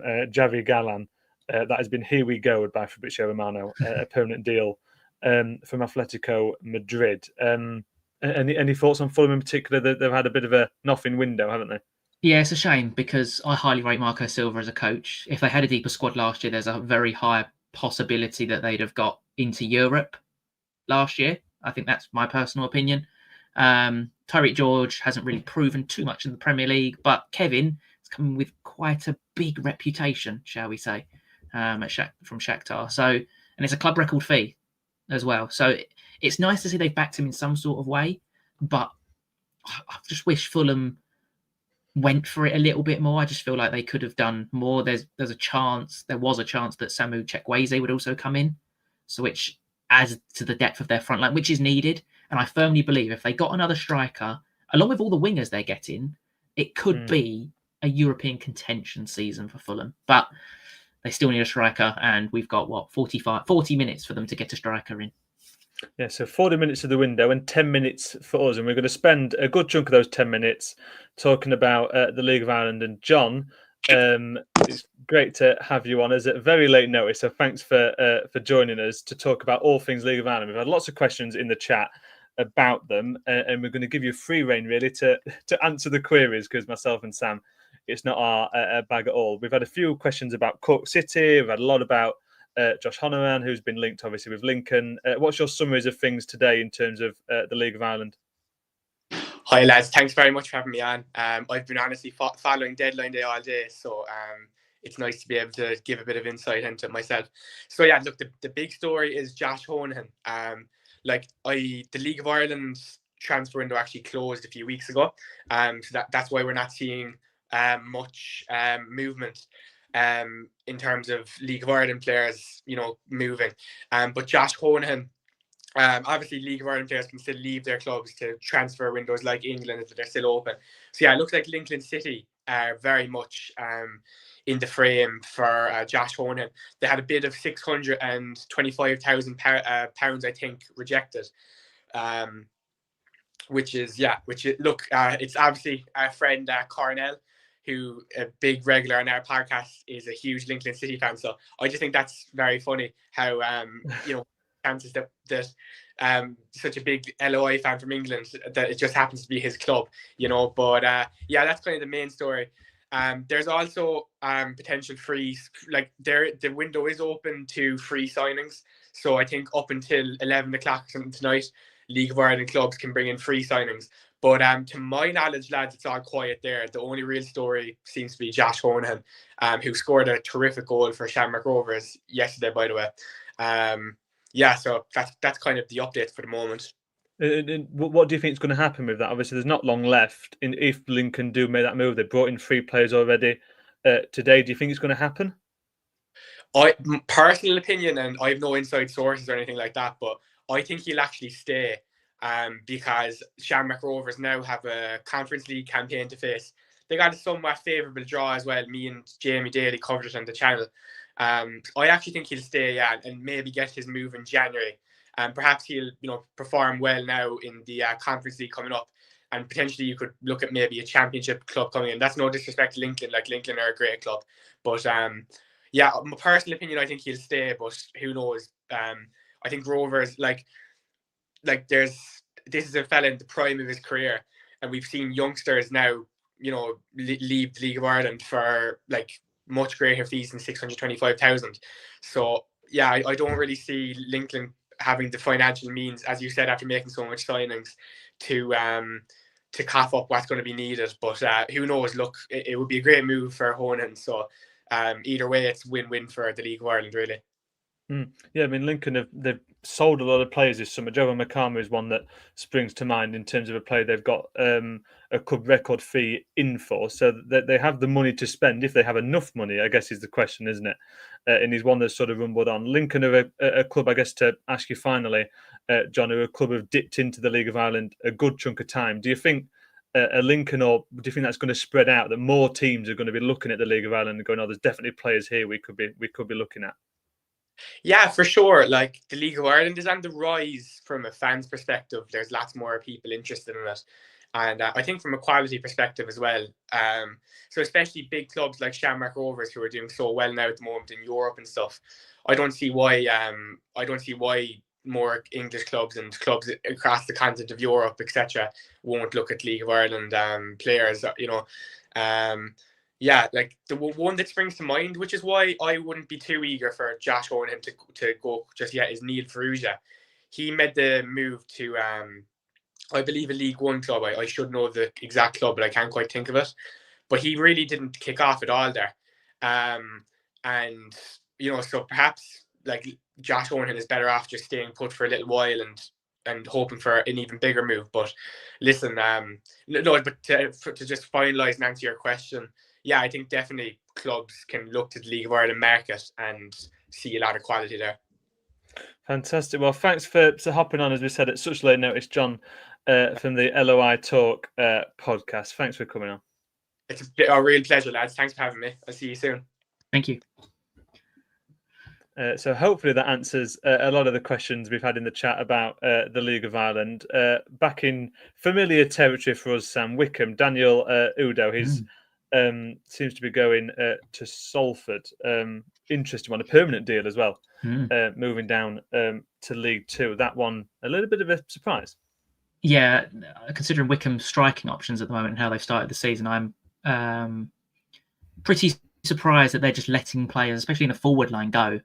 So maybe we'll expect another one in at Wycombe before this 7 o'clock deadline. There's one coming in at Burton in about 5 minutes or so, and we will be handing over in about 5 minutes or so. Yes, exactly. Signing number 12 on the way at Exeter as well. They're not going to stop after signing Danny Andrews. So there's still stuff to be done before that 7 o'clock deadline. Be interested to see who it is for Burton, what position they're going for. Because they definitely have needed stuff this summer, haven't they, to build themselves back to where they were with losing people like Bodvarsson or Burrell. That they've lost a lot of quality, haven't they, this summer? Yeah, 100%. And we were very complimentary, I think, of Gary Bowyer on our pre-season in terms of we think that's why Burton will be lower, sort of mid-table. I think the biggest gripe they're going to have they replaced the goals of Burrell? No. And are they going to have a partnership like Burrell and Bodvarsson who complemented each other so well last season? Unless this player they're going to bring in is a brilliant number 9, Burton could struggle until January when probably they'll sack Gary Bowyer and go and get another manager. That's usually what Burton do, isn't it? They'll be in the bottom 4 until Christmas, sack their manager and go get somebody else in. And some cryptic stuff from Swansea. They posted a picture of the Liberty Stadium lit up in the colours of the Irish flag, and it seems that is Adam Eder, Mark Hendry, who's a journalist up in Scotland, confirming that move from Celtic to Swansea is set to be made official. So a striker coming in for the Swans. I've only got a couple of minutes left here on the live stream, myself and Sam, and then we're going to hand over to Jordan, Kieran and Dan. They will take you to 7 o'clock and beyond. But it's been a very busy hour and a half for us already, hasn't it? Yeah, I'm going to need to lay down, I think, after this. Like, it's been non-stop. Like, you're at work and all you see are these tweets coming through from Fabrizio Romano, David Orstein, or whatever other accounts there are nowadays. It's like, I just want a quick roundup of all the transfers. I don't want to have to scroll through 500,000 tweets of every transfer that's going on. It's probably been the most chaotic deadline day that I can remember for a very long time. And I don't know if it's this earlier deadline of 7 o'clock. I don't know if that has something to do with it. I still personally want to see the transfer window closed the day before the first game of the season. They did it 1 year, didn't they? And then they've just not done it again. I think it's an interesting thought, isn't it? And it's something that would definitely change how teams do business. There'll be none of this sort of last minute rushing around to get players in. Mark Guehi, this one coming from Lewis Steele, who is a Merseyside reporter for the Mail. The deal on and off like a light switch, which I think is a nice way of summarising that. And that's a nice sort of microcosm of the day as a whole, isn't it? We've had a lot of deals on and off, and a lot of the stuff we talked about at the very start at 5 o'clock of the big news coming for the Premier League, they haven't been decided yet. They're all sort of deals that we're expecting, and everything looks like they are going to happen, but they're not over the line just yet. And you never know. Half an hour to go. If those deal sheets aren't over the line before the deadline, then those deals are off and those players are staying at their clubs. Yeah, 100%. And I wish Jordan, Dan and Kieran good luck in the last half an hour, because I think a lot is about to kick off, quite frankly. A lot of clubs leave theirs till just before 7 o'clock and let's just announce everything. Like, we've got to remember, Ishak hasn't announced it either, from what I've seen. So that's something to talk about. We're going to have I reckon I'm going to go with at least 30 transfers across the top 2 divisions that they get to talk about. So, Jamie, it's now time for you to go and rest your weary head now as we bring on Dan. So, Jamie, thank you very much for coming on. And now we'll bring on Dan from the National League Lowdown podcast. Hi, mate. You okay? Not bad, thank you, Dan. How are you doing? Yeah, good. Been a hectic day, hasn't it? Yeah, just a little bit. We've got a nice fresh mind now to take us through to the end and beyond. Obviously, you're a Carlisle United fan. How's your summer been in terms of recruitment? Yeah, really good actually. It's quite weird because obviously Carlisle have just dropped into the National League. It's been 20 years since we've been in there, so it was quite weird to see us just get all our business done quite quickly. So we've not really signed anyone in the last few weeks. It's all been done quite early on. It's quite nice to see, and I heard obviously what you just said to Jamie there about the window potentially should be getting closed before the season starts, and I would go along with that because it means teams get the business in order and there's not all this running around, this manic nature of the final day. And I always say any team that isn't doing any business on the final day are the teams that are probably doing very well, because they're the teams that don't need to do it. Yeah, 100%. And obviously I can see a lot of Manchester United things behind you as well. We've got a United fan coming on later, so I'm sure you and George, who's coming on, can have a lovely discussion about the disaster that is your goalkeeping department at the moment. Yeah, I mean, I'll leave that for him to talk about. I try not to get drawn on it too much. Man United's my dad's team. I got brought up going to Old Trafford and things like that, but I live in Carlisle. Carlisle's my team, so I have a few opinions on the goalkeeping situation, but we'll save that for another time. Lovely stuff. Right, I'll leave you guys to it, and you can introduce your next two hosts. So, Jordan and Kieran. Yeah.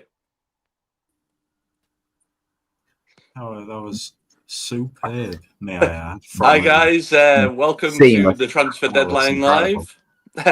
Jordan, how are you, mate? You okay? Yeah, I'm good, mate. It's great to see you, and you, Kieran. It's been a while. It's been a relatively chill day for me. Of course, deadline day is never chill as it is anyway, but when you're sat in the position of what Grimsby are in at the minute, where we don't really need to do an awful lot, it's quite a nice feeling. And just seeing all these transfers go through as well. Of course, a lot to be done in the next half an hour and beyond. So we're in for the long haul. I think we are with some of these that's going on. But no, I'm excited. Great to do it again. Yeah, no, good to see you as well, mate. Nice to do a show with you. Kieran, long time no see, mate. How are you? Yeah, not too bad, mate. I'm in a very precarious position for my own team regarding transfers. We've supposedly been after players for the past 3 weeks. No news, yet as recent as 15 minutes ago, a tweet has come out from the guy who basically does all the press and stuff from Newport to expect at least 2 additions before the 7 o'clock deadline. So, as basically we have mentioned and has been mentioned many a times, I'm expecting to see 2 new Newport additions at 1 minute to 7.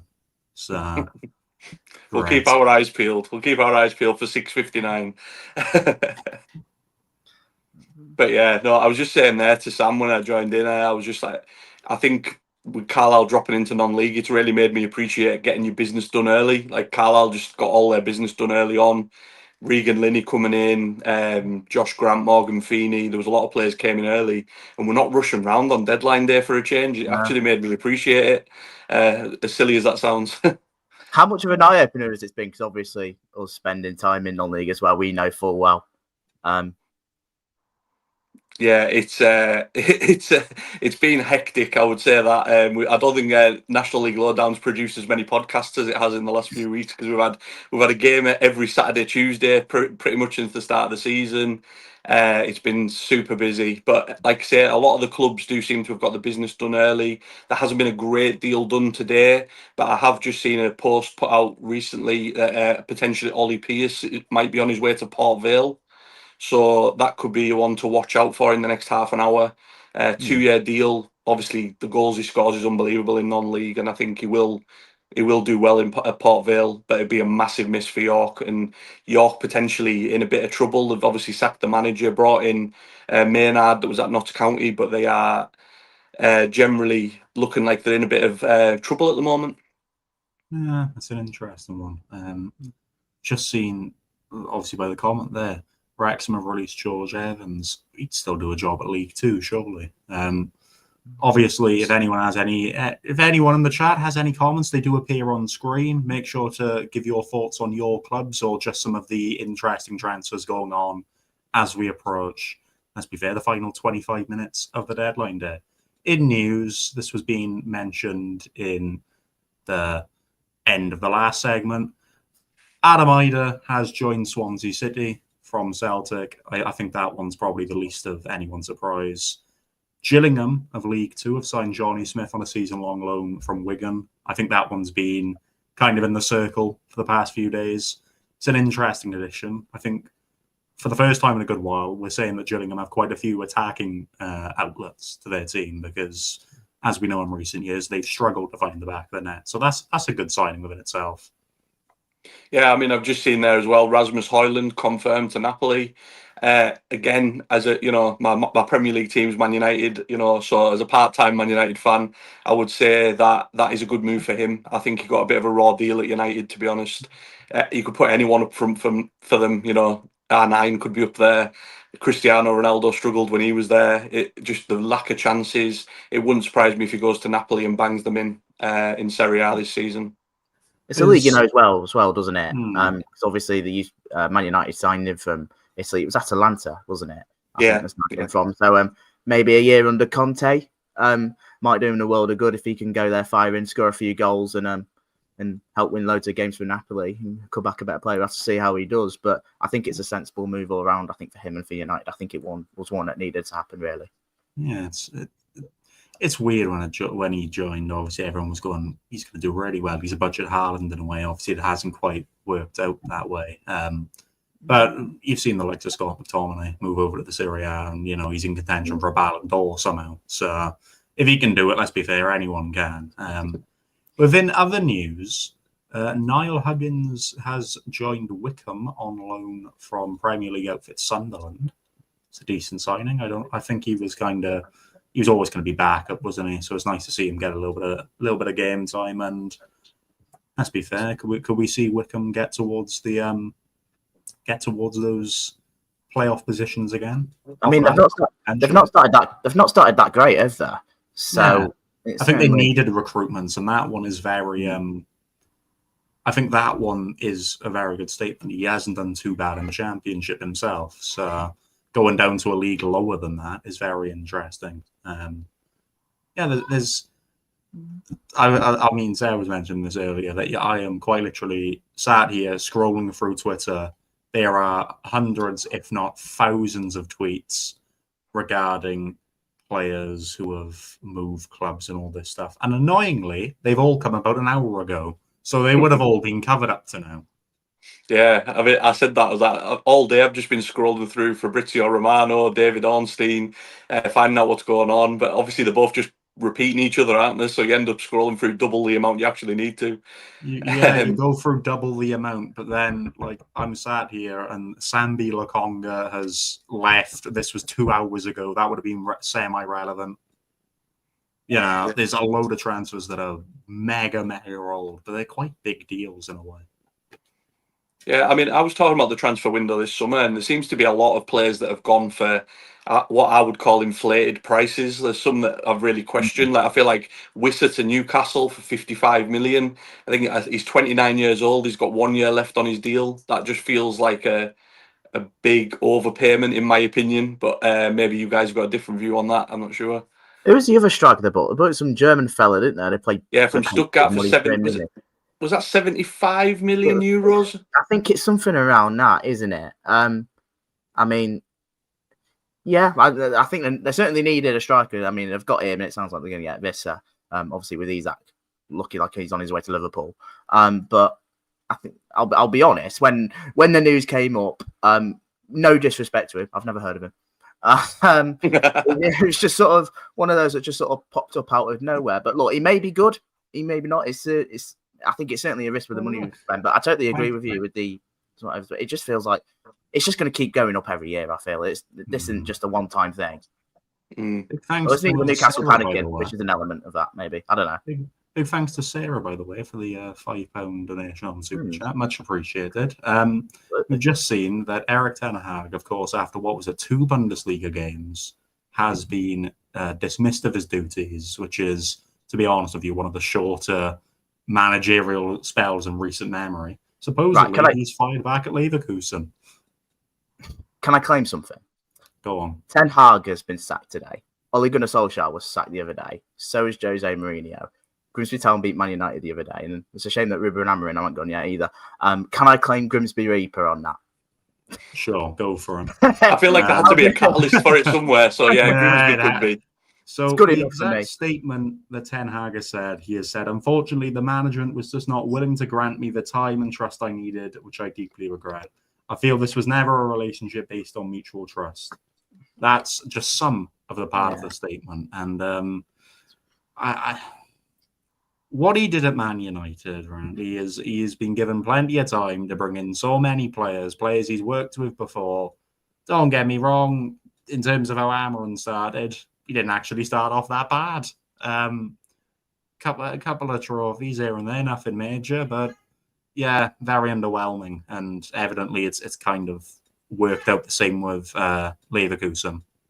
Yeah, I mean, I'm not the biggest Ten Hag fan after some of the dross that he signed and left at United, to be honest. But I would say he's joined Leverkusen. They've sold all their best players this summer, replaced them with players like Jarell Kwanzaa and people like that, and they've lost Frimpong, Wirtz, people like that. I think maybe he's been dealt a bit of a bad hand, in my opinion. I'm not sure if I try and look at it objectively. Yeah, I totally agree. I think going on that statement, I mean, yes, Wirtz, Frimpong, always going to be hard to replace, two cracking players. But obviously, 2 games for a manager. I mean, we're really in that stage now. I know, what was it? Was it that De Boer had at Palace? It was like 4 games, wasn't it? It was even less than that. It's just not long enough, is it? Of course, there's maybe there must have been something else to it. I think there's got to be if that's the case. But it was a poorish start, to my knowledge. 1 point from 2 games, something like that. Which for Leverkusen standard over recent years, I suppose is very poor. But I don't think you can judge a manager off of 2 games. Maybe he's built that kind of untrustworthy reputation during his spending sprees at United, but even so, there's a manager there. You know, he's getting attracted by those kind of clubs for a reason. That's not going to happen, you know, just out the blue. I'm not going to lie, I'm scrolling through all of this. You've had Ollie Cooper has joined Wigan Athletic. That was many of hours ago. I quite like Ollie Cooper. He was in part of our team season. We got the playoffs. Remembers all the good times in recent memory, because there's not been many good times to brag on in the past 24 months. Yeah, I mean, some of the standout transfers for me today that I've noticed was that Jadon Sancho potentially going to Aston Villa on a loan. I've seen Harvey Elliott as well potentially for Aston Villa. I think if they can get Sancho firing, who knows? Again, we've got a Man United fan coming on. We'll ask him what he thinks of Sancho. But obviously, Harvey Elliott, I think, is an astute signing. He's not going to get much game time at Liverpool. Potentially, if that goes through, that could plug a gap in the midfield for Villa after a really bad result last night. Yeah, he could do well, but you know, I'd rather leave most of that conversation to when we've got the other United fan, because I'm sure you two will have many more opinions and many more factual opinions than me and Jordan will have, despite Jordan's recent love for Man United, I suppose. Love. I mean, certainly not again. It will be more just laughter. I'm gonna have to try and hold it in. Look, I've not got over it. My throat is still sore, and it's got worse, if anything, than it has better. If you heard the FTF pod yesterday. I need to have a gander just to have a listen. In other news, it was a shambles. It hurts. Devante Cole has joined Port Vale, or he is set to, after cancelling his contract at West Brom. So they're looking to strengthen in hopes to obviously survive the drop from getting promoted last season. You've got the Lincoln director of football mentioning that there may be another coming in at Lincoln. They've signed 3 today. And Justin Abiku was 1, which was interesting to see. Yeah, he's dead to me now. Yeah, Justin with that one. Yeah, I mean, there's a lot of news coming out from a lot of things here. Like we've said, we're in the final 15 minutes, and the amount of clubs I'm now seeing with tweets suggesting that they may be about to make transfers, there's probably too many of them for me to list them now. I take up the 15 minutes of time we've got left of the window. But yeah, there's going to be a lot to catch up on, obviously. Like we have mentioned, you want to get involved with the discussion and we've missed out a transfer, make sure to get your comments in, and they do appear on screen, so we'll be able to discuss them a little bit further. Yeah, I mean, just to round up some of the ones that caught my eye today, I thought Tariq Lamptey from Brighton to Fiorentina. He was a mainstay in that Brighton side for a good few years. Obviously, he's fell out of favour. I think that could be a good move for him to Serie A. Like I mentioned, Harvey Elliott as well. I think that's a bit of a standout one. I've seen Leeds were in talks with Fulham for Harry Wilson. Again, I think that could potentially be a really good transfer because Wilson he always seems to come off the bench and do well for Fulham, but he never seems to start that many games. So again, they're real ones that have stood out to me today. Obviously, you've got your Isaks, your Guehi, people like that everyone's talking about, but there's certain other ones that I think have gone under the radar due to the size of the Isak transfer fee and things like that. Yeah, I mean, I'm looking at it here. Oh, we've disappeared. I've disappeared. Oh, we're back for a second, or we disappeared. Either way, Definitely. it's deadline day. We'll have these moments. We've got Jeremy Sarmiento, I believe it is. I believe that's his name. The one from Brighton. He has joined Cremonese on loan for the season. With Jamie Vardy then. I was just about to say that, yeah. Which is also that's an interesting move, right? That I think that's a signing that also has went very much under the radar in terms of Premier League transfers, because we've seen that he's got quality there. He just needs regular game time, and to do it with the likes of, again, Jamie Vardy, that's another transfer that I think has probably been ignored, because you look at the top tier, there's one signing everyone's waiting for, and if it is to happen, it's going to be confirmed within the next 13 minutes or so, and it'll be good fun. But I'm still waiting, by the way. We are past 2:45. We have less than 15 minutes. I'm still waiting for these Newport signings. They are cutting this very short, I must admit. They are cutting this very short. I don't like it. As for Don't panic just yet. Yeah. It does sound like Grimsby have signed one, definitely. There is strong rumours that there could be another one, but it does sound like we do have a goalkeeper coming in. Of course, that's not been confirmed yet, so we'll have to see on that. As 15, what was it? Less than 15 minutes to go. Nearly 7 o'clock. This feels weird, doesn't it? It's not like the 11 o'clock. It doesn't. This does not feel like Kieran. We've been on late doing this before, haven't we? So it doesn't have that same vibe to it. It doesn't. No. Still, there's some signings going on here. So you've got Burnley have signed Floriento Luis on a season-long loan from Benfica with an option to buy. I can't say I know much about him, but I'm not going to lie with you. Based on how the Premier League has started, Burnley kind of need anything they can get. So whether it's a panic decision or not is yet to be confirmed. Anthony to Real Betis looks to also be done. Obviously, he had that really good spell there previously, so it's very, I suppose, good in a way that he's going to be able to get to a club where we can actually see his form. Felt sort of inevitable that will happen at some point, that one. I just had that feeling all along, because he obviously did well there, didn't he?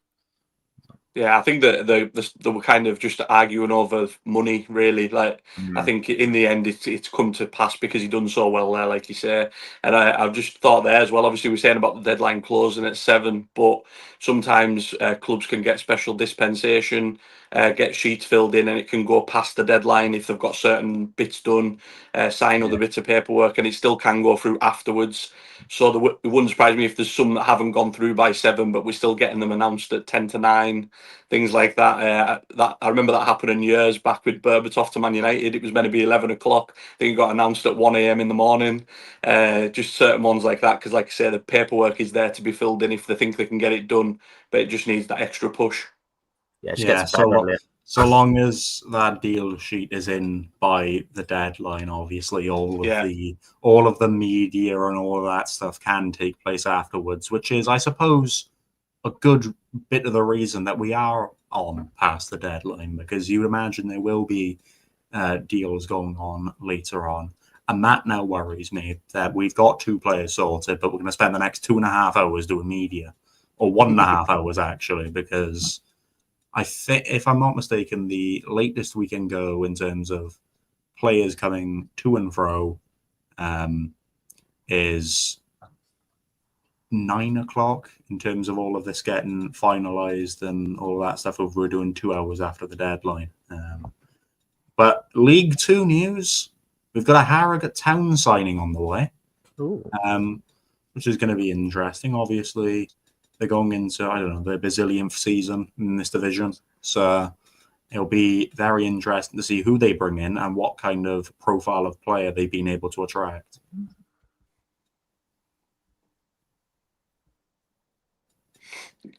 Yeah, I mean, obviously, I've just seen there the details that come in afterwards are personal terms, intricate details, so it would be travel and things like that.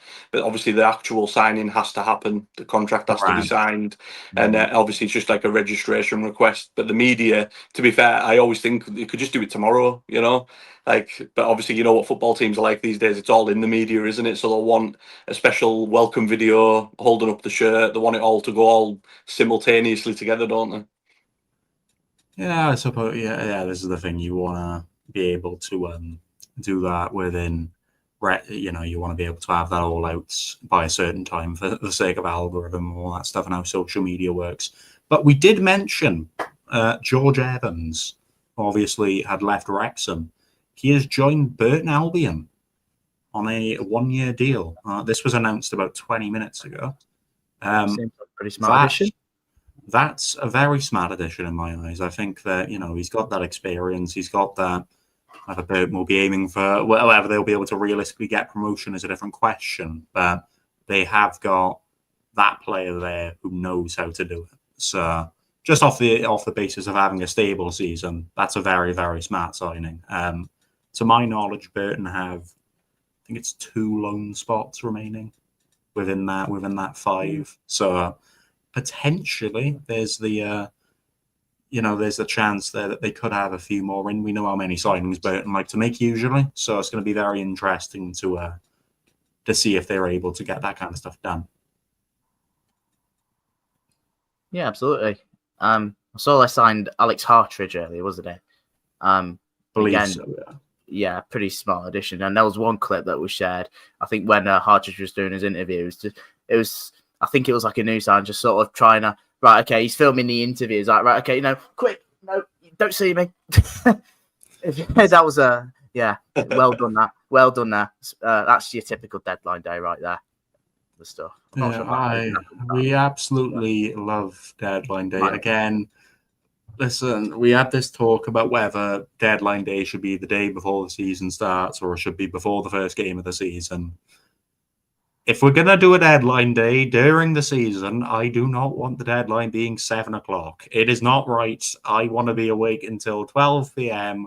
looking at news that, you know, some team in National League have signed someone from the 8th tier. I want to be able to see that kind of stuff. Although they're in the National League window at the minute. You could still get that, Kieran. It just won't be on deadline day. I suppose we can still get it. I forget there's different rules, isn't there, when it comes to National League. But listen, I want to see that Grimsby Town have signed someone from Finland, for example. I want to see that at 12 o'clock. I don't want to see it at 7 p.m. I mentioned a couple of days ago, apparently, I think it was either The Guardian or The Athletic that said it, but apparently we tried signing a player from the Czech League this summer. So take that. I'm not surprised. You know, we have the Welsh League. You have any Scandinavian country. We've dipped into Iceland and the Faroe Islands. Yeah. Yeah, you guys interest me, truth be told. I feel like you will unearth a gem, though. You know, there might be a couple of ones that maybe don't reach expectation, but there'll always be a cracking signing somewhere that no one's heard of, and then potentially there's a sell-on value if he does really well and things like that. So I totally see the logic behind dipping into that kind of market. Yeah, absolutely. And even with, it's not even just the Scandinavian market or anything like that. I think more of the sort of route we've taken is more younger players that have maybe been in good academies and have not really hit the heights of men's football. And we've given them a chance and they flourish here. I mean, George McKechnie is your big example. It's astonishing. It looks like we're going to be keeping him, to be quite honest. I'm surprised there's not been more interest because he deserves to be playing much higher up. But look, I don't mind it. I'm pleased with it because he's unplayable on his day. It's just little things like that where we like to give younger players a chance and we've got a manager that will develop them. So There you go, really. Yeah, it's an interesting one, isn't it? Let's be, especially when you look at these kind of lower down ranked leagues, it's going to be you're going to get them for cheaper as well. But that being said, we look at the Premier League and the Championship and whatnot. Do we reckon it may be time to have a look at some of these tables, have a look at teams need certain additions? Obviously, I can pop out very quickly while we show some of the tables from some of the divisions, and you guys can go through, review some signings, and see how it's kind of going from there. Yeah. Bear in mind, shortly.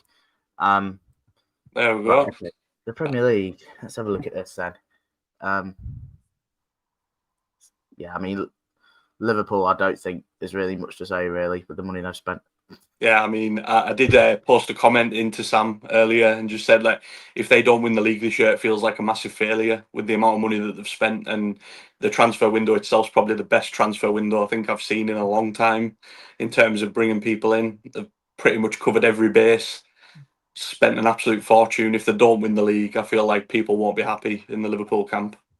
Yeah, absolutely. But it's been a much needed. I think it's been a much needed. I say much needed refresh. I mean, they did incredibly well last year, but they're only just looking for the future, and that's so you can really put it like, really. Let's have a look at some of these other teams. I mean, Chelsea have been obviously busy again. I mean, like Garnacho could come in, a couple of strikers in Delap. I know he's just got injured, and Charles Pedro's another one who started off life really well there. I mean, some of these other teams, Sunderland have been incredibly busy. We can point out a lot of theirs, but I think Granit Xhaka is the main one, isn't it? Yeah, definitely. Incredible experience from them, and it's stuff like that will keep them in the Premier League if they do. And yeah, some of the others. I mean, Man City have got done a run on the way. They've been busy with like Cherky and Reinders. A couple of others, Forest have been busy again, and there's some others which haven't been that great. I probably do look at Newcastle, to be honest. They've obviously, I think they've been dealt a dab hand, obviously, with the Isak one, but we'll have to see. I mean, this has done all right with Brentford. At least it's someone with Premier League experience. It's just some of the other stuff. I know that the clubs are tied to like PSR or whatever it is.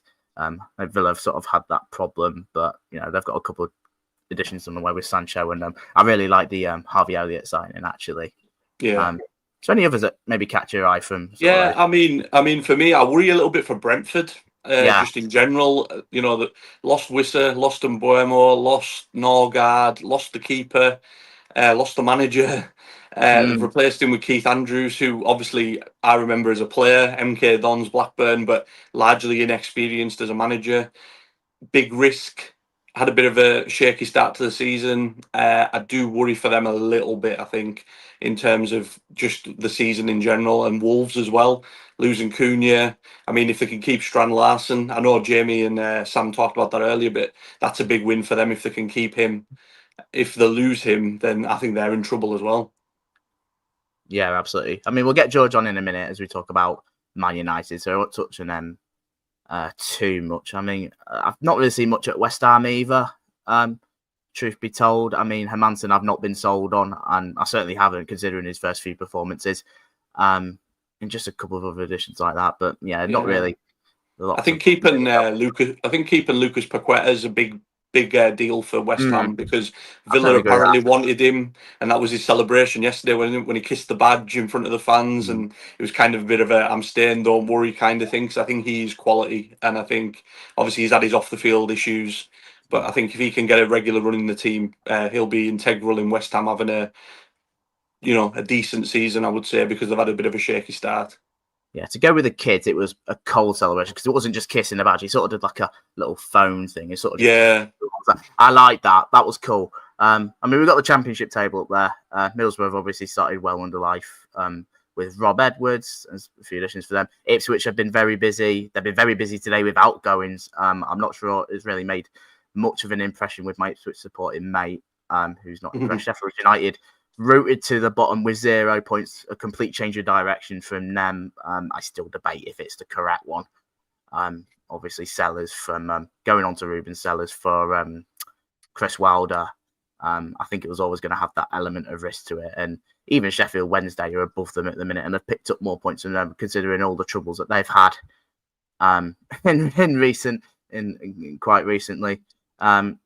Looking at League One, obviously Cardiff has started life really well. They're top of League One. I mean, they've been busy. I mean, Doncaster Rovers, I'm not surprised to see Donny doing well, actually. I'm really not. I thought they were really good in League One last year. Same with League Two last year, sorry. I mean, Bradford, I sort of am a little bit. But they play some terrific stuff at times, Bradford. I don't think they get the credit they deserve. And then you look at Posh at Peterborough at the bottom. I think they've got a certain way they do transfers. And I just feel like, starting to run out a little bit. I know they've been busy today. I think they've needed to be. But yeah, they've not been convincing at all. They weren't really last year. I think maybe the cup win over Birmingham might have saved the season a little bit. Any particular notes from them at all for you? Yeah, I mean, I just on Doncaster, I feel like they were one of the best teams Carlisle played last season in League Two. Molyneux in midfield, Jordan Gibson, ex-Carlisle, some really good players, and I'm not surprised to see them starting well this season at all. Obviously, they've done well in the Cup as well, which is good. Peterborough, from the outside looking in, it's just weird seeing them down the bottom because I always associate them with being there or thereabouts in that league, whether it's playoffs or just outside or automatic promotion, things like that. So it's a bit of a surprise to see them struggling, but it is still early days and they might turn it around. But it feels today with some of the transfers they've made that they may be panicking a little bit and they're bringing too many in at once. Maybe, but that's, it's just me speculating. But yeah, we're going to bring George in, I think, for Man United now. We'll get George's thoughts. Always a bit of entertainment talking about Man United, isn't there? It always gives me a good laugh, anyways. And certainly myself after the week we've had. So I'm not going to mention. I'm not going to mention it anymore. You've heard me. All right, guys. Unrelated, but the window has officially closed. So Yes, obviously we do have the news. For example, Blackpool are making a signing at 8 p.m.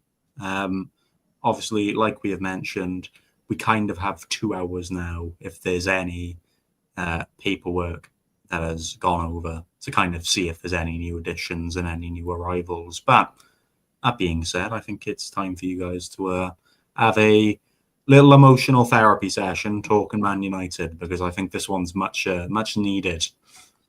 Yeah, I mean, obviously Jordan's already got it in about the midweek with Grimsby. Felt like a big win at the weekend against Burnley. Obviously, the signing of Lamans, the goalkeeper, seems like a big move as well. What's your thoughts on how Man United have started the season, George? Like, obviously, Grimsby was very disappointing, but even just the league form and the way they're playing at the moment, it's a bit worrying, isn't it? I mean, what you'll learn about me is that I'm generally quite an optimistic United fan. And look, a few years ago, it was at the point in which I thought, oh yeah, we'll win the league this season. No, it's stepped down a little bit from that. And I've got a little bit of realism. But I think there's lots of positives actually to take from the start of this season. You take the Grimsby game out of it because I'm calling that a one-off. Look, it was awful. I mean, you have got to give us credit for coming back into the game, but it is against a League Two side. So let's keep the Grimsby game out of it for now. Let's focus on those Premier League games, because the Premier League is where we massively struggled last year. And that opening and Arsenal game, look, we said it. United are so inconsistent. They have been so often for so many years. And it was always going to be a question of, can they carry this performance from the Arsenal game, which was fantastic, by the way. And of course, the only reason we've lost that game is a goalkeeping error. And we've had so many chances. I mentioned on the Premier League Lowdown yesterday on the review that the difference this season, and the really positive thing to take, is that United are actually creating chances. We didn't do that last year. The next step is to start converting them. And look, there's been some fantastic goalkeeper performances. You look at David Raya in that Arsenal game. There's been some just pure moments of unluckiness. You look at Cunha hitting the post against Fulham, Bruno skying his penalty. Look, that's on him at the end of the day, not the referee. But still, we could have been 2 or 3-0 up at half time in that game. And then you look at the Burnley game, there's so many chances. You look through that, and that's something that we didn't do last year. We didn't create those chances for the players to put away. And I think that's a big talking point with Sesko as well, because a problem we've had at United for years is not creating the service for a striker. And now we've got a striker that can actually put the ball in the back of the net. He's shown he can do it in the Bundesliga. It's not a bad league at all. Let's be honest. There's an opportunity to almost right those wrongs of the last few years with the striker situation. So I really hope we can get him firing. And I think there's more positives to take from the start of this season than there are negatives. Yeah, I mean, for me with Sesko, I think that I like the variety of goals he's scored. He's not just a one-trick pony. He doesn't need it all laid on a plate for him. He can score bits of individual brilliance, which is something that Man United do rely on sometimes when they're not creating, which is Bruno or somebody like that to try and unlock the door with a 30-yard screaming in the top corner, something like that. So it's good that Sesko's got that in his locker, but I do think with a massive, upgrade in the transfer window, so Garnacho and Rashford and Sancho leaving, and if you'd said to me in the summer that they were replacing them with Mbeumo, Cunha, Sesko, you'd be thinking that's a massive upgrade, isn't it? Yeah, that's it. And I think there's something quite big about actually getting that Deadwood out. And the fact that we've managed to do it, the fact that we've managed to shift Sancho is massive. And look, I know it's on a loan, and I know that there's still going to be that thing come next year of, right, do we extend his contract to try and get some money out of him? Look, I hope he tears it up at Villa. I think it's the perfect move for him. A little bit like Grealish. Here's his chance to show who he is, to have that freedom, to not have the spotlight on him like he has for the last few years. And look, his attitude is a massive problem, but here's a chance for him to change that and actually secure himself a good move for the future, because he's not a young player. He's not an old player.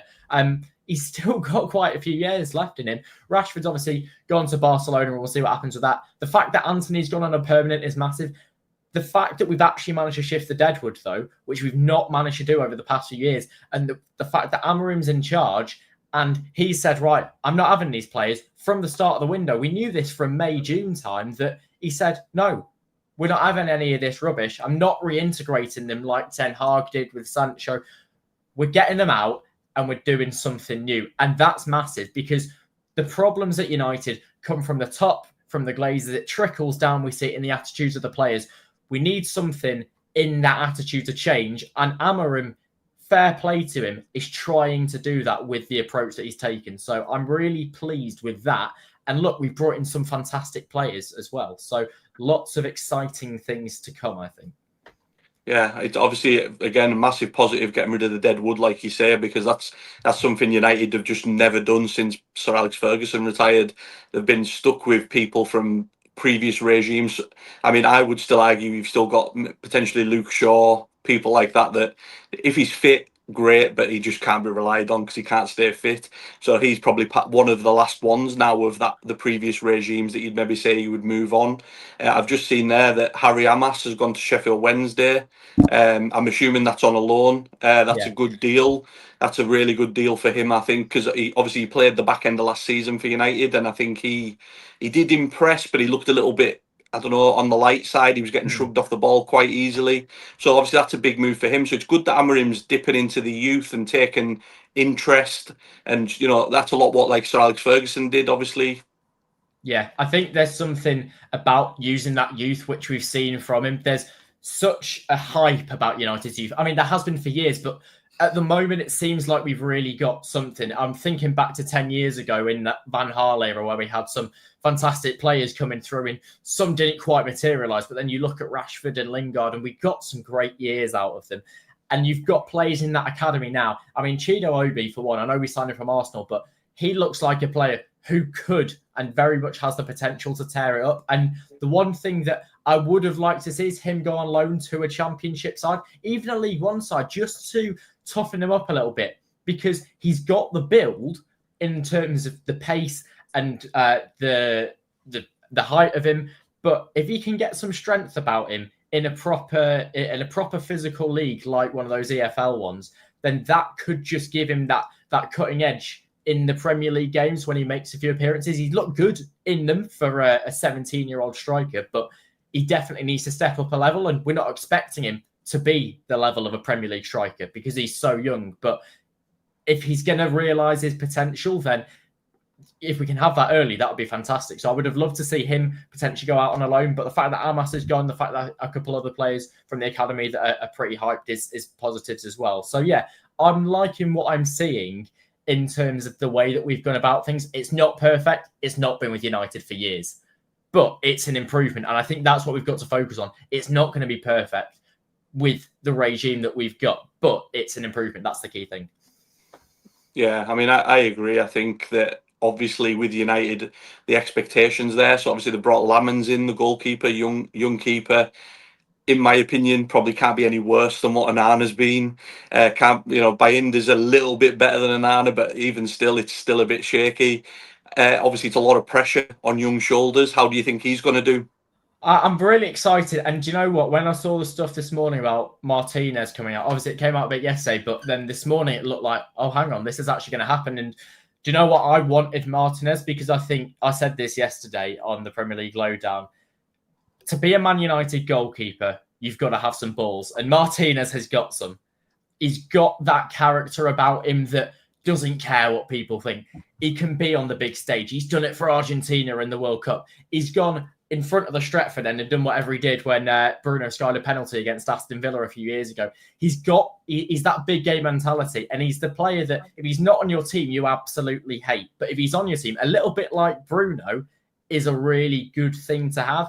And I just think that experience, even though he's 32 nearly 33, goalkeepers are a little bit different in that age bracket. So I would have liked to see Martinez come in, but Lamans, like you say, he can't be any worse, surely, than Onana and Bayindir. And look, I'm someone who's backed Onana and given him the benefit of the doubt for a long time. And then I saw a highlight reel of all the mistakes the other day, and I thought, oh my word, it's done now, surely. You see the Grimsby mistake, and you see Bayindir again, that second goal against Burnley. So I think there's lots of potential there, and a real opportunity for him to step in to the big shoes of being a Man United goalkeeper. It is a lot of pressure for such a young player, but I mean, look, Man United haven't had one of those steals for a long, long time, I feel like, where we've just gone and found almost a hidden gem. And hey, this could be one of them. It's all hypotheticals, but if it is, then we've done a really good bit of business. Yeah, it feels like he could be the goalkeeper for a long time if he is successful. I'm old enough to remember when Peter Schmeichel retired, and we ended up just picking bad goalkeeper after bad goalkeeper for about 5 years until they found Van der Sar. So again, it's you have to, sometimes you just have to pick the wrong ones, and then you'll eventually land on the right one. That's it. If we can find that consistency, and the fact that he's only 23, goalkeepers, Van der Sar played until he was 40. You got Buffon playing until he was 45. You've got at least 12 to 15 years out of a goalkeeper if they're top level. And that could be crucial, because what we've not had at United is consistency. And that's what we need, especially in that goalkeeping area. I think one of the biggest struggles for teams in the Premier League is that consistency in goal. And once you can find that goalkeeper, a little bit like Alisson at Liverpool, who's their mainstay, they can rely on him. It just brings a calmness to the whole team. And how many times over the last few seasons have we seen a little bit of frolicking in that Man United defence when the ball's getting pinged into the box and you're not quite confident in Onana to get rid of it, and look, it goes here, there, and everywhere. And half the time it ends up in the back of the net. So if you can have consistency and confidence in your goalkeeper, that just massively helps the whole team out. So I really hope that you can have a solid start. Whether it'll be thrown in against Man City in a couple of weeks' time, we'll see. I mean, look, that would be a baptism of fire, wouldn't it? And I mean, almost a really good opportunity, because there is the pressure on him, but he is such a young goalkeeper that it's almost that thing of, City are a team that are going to have shots if they play the way that they can, if they play at their best. We've not seen it in the last couple of games, but it's almost an opportunity for a goalkeeper to look really good. I remember with Onana a few years ago, it was that first game of 23-24 against Man City, and he had a storming game. And it was just after he'd saved the penalty against Copenhagen, and it almost redeemed him for a few months after he'd had a bit of a shaky start. And it's just that opportunity. Can that spark be lit to make a flame and give United that little bit of confidence? So yeah, exciting stuff. Yeah, definitely. I've just seen there as well. Apparently, United have had a loan offer for Conor Gallagher turned down at Atletico Madrid today. Wow. I mean, at least they're looking to address the midfield, because that was my next question for you with the midfield. Yeah. I feel like they've neglected the midfield slightly. Obviously, you can't fix everything, in one summer. So addressing the goalkeeper situation, addressing the lack of goals. I just feel like the midfield looks really weak, to be honest. And I think if United are going to have any success this season in any shape or form, it's got the midfield's got to be better than what it is. Yeah, I think that's a really big talking point, because I was of the argument at the start of the season that it was right. Are we going to get a midfielder or a goalkeeper? And I said, I think you can compete with a top level midfielder and have a goalkeeper that's a little bit shaky if you've got a solid defence in front of them, which I believe we do. I think that United back three, back five, whatever you want to call it, is actually really solid when we've got players fit. But I've been shown the real way, in that no, you need a good goalkeeper, because we've been targeted on those corners and those crosses into the box. And I think the goalkeeper was the more important option, but then you look at the midfielder and it's frustrating because you've got Bruno Fernandes in there. We brought in too many number 10s, first of all. I don't think any of us expected to get Cunha and Mbeumo. And Bruno's best position is in the 10. But you don't want to bench Bruno Fernandes because he's one of the best players in the Premier League when he's at his best. We know that. He was back to his best against Burnley. And the frustrating thing is that he's not great in that number 8, number 6 position. He needs someone alongside him who can cover the midfield, who can defend. So if you're looking at Casemiro from maybe 3 or 4 years ago, perfect, because he's got the legs and he's experienced and he knows what he's doing. Maybe you bring in a Believer type, and that's allows Bruno to have his creative freedom, because we know he likes to get everywhere. You look at his heat map, he's at left back, right mid, left mid, up front, wherever you want it, the ball is, Bruno goes, because he's that kind of player. And you need someone to anchor that midfield, especially when you only got a midfield too. So I think that's obviously disappointing that we didn't bring anyone in. I think there's still talking points as to what that best midfield pairing is. I think Agate and Mainu, in those games where you go maybe to Man City, you go away to Arsenal or Liverpool, could potentially be the best balance, because you've got Agate, I think from the start, is actually a lot better than when he comes off the bench. Off the bench, he looks a little bit inconsistent. And I think Mainu, look, we know he's got quality about him. And we know Amarin does like him. He said that in the last few days. And if he really didn't, he would have gone on loan. We know that Amarin is very cutthroat in who he believes in. That's why Rashford didn't play. That's why Garnacho didn't play. So I think there's potential there. But yeah, I think potentially January, we'll see where we're up to. I think bringing in that goalkeeper, though, is more important. But the midfielder is still questionable. So we'll see how we get on. Yeah, definitely. We've covered United pretty well there, mate. I think. You've made me feel more positive from a Man United perspective, so I might just give you a message every now and again just to cheer me up. That's it. I'll tell you the positives from the game. I'll tell you the negatives too. But hey, I'll already notice the negatives. Don't worry. But yeah, thank you, George, for joining us. Much appreciated. Obviously, we'll bring Kieran and Jordan back in. Obviously, we'll do a roundup because I believe we've got another guest coming on in 5 minutes or so. We do. So a certain Swansea fan, and I'm glad you guys got about 15 minutes there to somehow make United sound positive. Because I mean, he did. I didn't. What a headache of a football club to be able to support. We've got the news. I refer them more as a nosebleed than a headache. Yeah, good point. Reports coming in from Fabrizio is that the Guehi deal sheet has been handed in before the deadline. The medical is done. So there were talks about the Mark Guehi deal, obviously from Paris to Liverpool, completely being off, but that's now there. So there's still a chance there. Obviously, that's more of a concern for Crystal Palace, just out of the fact that obviously, unless they've preemptly made this signing and made it agreed and are kind of just waiting on this medical to go through, then obviously they're gonna have that problem of not having anything done. But a tweet has come out regarding Newport, and it has said the window is officially shut, but we are still expecting confirmation on two new deadline day loan signings. So I'm expecting 20-year-olds from Swansea, truth be told, because I don't know whether we're gonna. Which is very, very fitting, because of course we have got a Swansea fan due to join very, very soon. So it's gonna be a very interesting, obviously. Next hour and a bit, obviously, as you will see by anyone watching.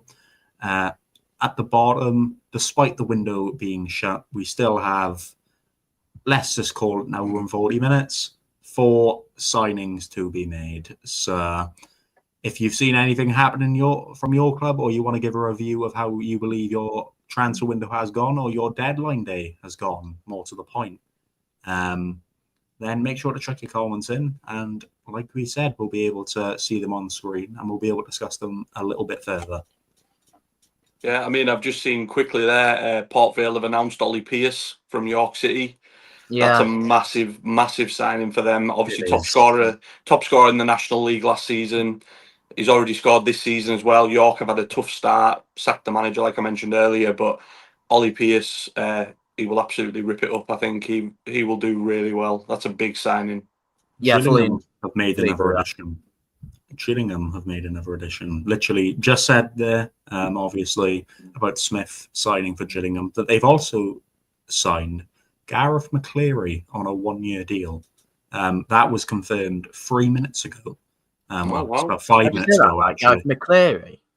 Gareth McCleary, I believe, is how you pronounce it. Yeah, that's Ainsworth Yeah, getting the band back together then, isn't Yeah, it? that's Ainsworth definitely getting the fans back I was just together. about to say that. I'm we sure know it's this, awful. right? He is 38 years old, obviously played under Gareth Ainsworth at Wickham.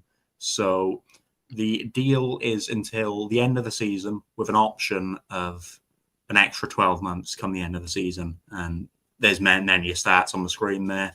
The forward has played over 600 games and will train with his new teammates later in the week. Starting out his career, and this sounds mental, starting his career with Oxford City in 2005. So he has had a very very long form career, but there we are. We of course have got the Gareth Ainsworth band getting back together. But that being said, we've talked about a certain football club, and I've talked about a certain football club. Should we get our next guest onto the panel? Let's do it. Let's do it. There he is himself. Hello, James. Matt, how are you doing on this fine deadline day, despite the window actually now being shut? I'm doing all right, mate, to be honest. For once, as a Swansea fan, I'm not actually raging at this point in time. I'm actually quite happy. Well, I've discussed a few Swansea moves, of course, Ida being one of them. I mean, that one we could have spotted out. It was going to happen for about 2 weeks. You've even got a couple of interesting departures. Ollie Cooper going out on loan to the division below. How do you review your transfer window up until now? I think it's probably, if we get Manuel Benson over the line from Burnley and that Samuel Smith from Strasbourg as well, I think it has to be our best window since we've been relegated, I think. You said about the departures, we've lost like all the dead weight, like Jerry Yates and players like that who just weren't going to play and haven't ever shown anything. Cooper was a bit of a soft one for us because he's always a Swansea lad and it's all that, scores against Cardiff. But at the same time, with our midfield being as good as it is now, bringing in players like Galbraith and Dialkue, Stamenic, Vidal, he's just not going to play. So for his sake, he needed to go, I think. But apart from that, I really cannot complain at all. I think it's definitely the best window we've had since we've been relegated. It's been a very good window, and I've just got to divert away because I'm absolutely buzzing. 2 minutes ago, Newport County tweet, let's announce a couple of signings, shall we? So I mentioned those 2 loan moves. Here they come. But we will divert towards more Swansea before I end up probably raving over the 2 Swansea loan players we are about to sign. I was going to say, who's available? I should ask that, but we won't divert into Newport, into Swansea. We will try and keep it to just Swansea.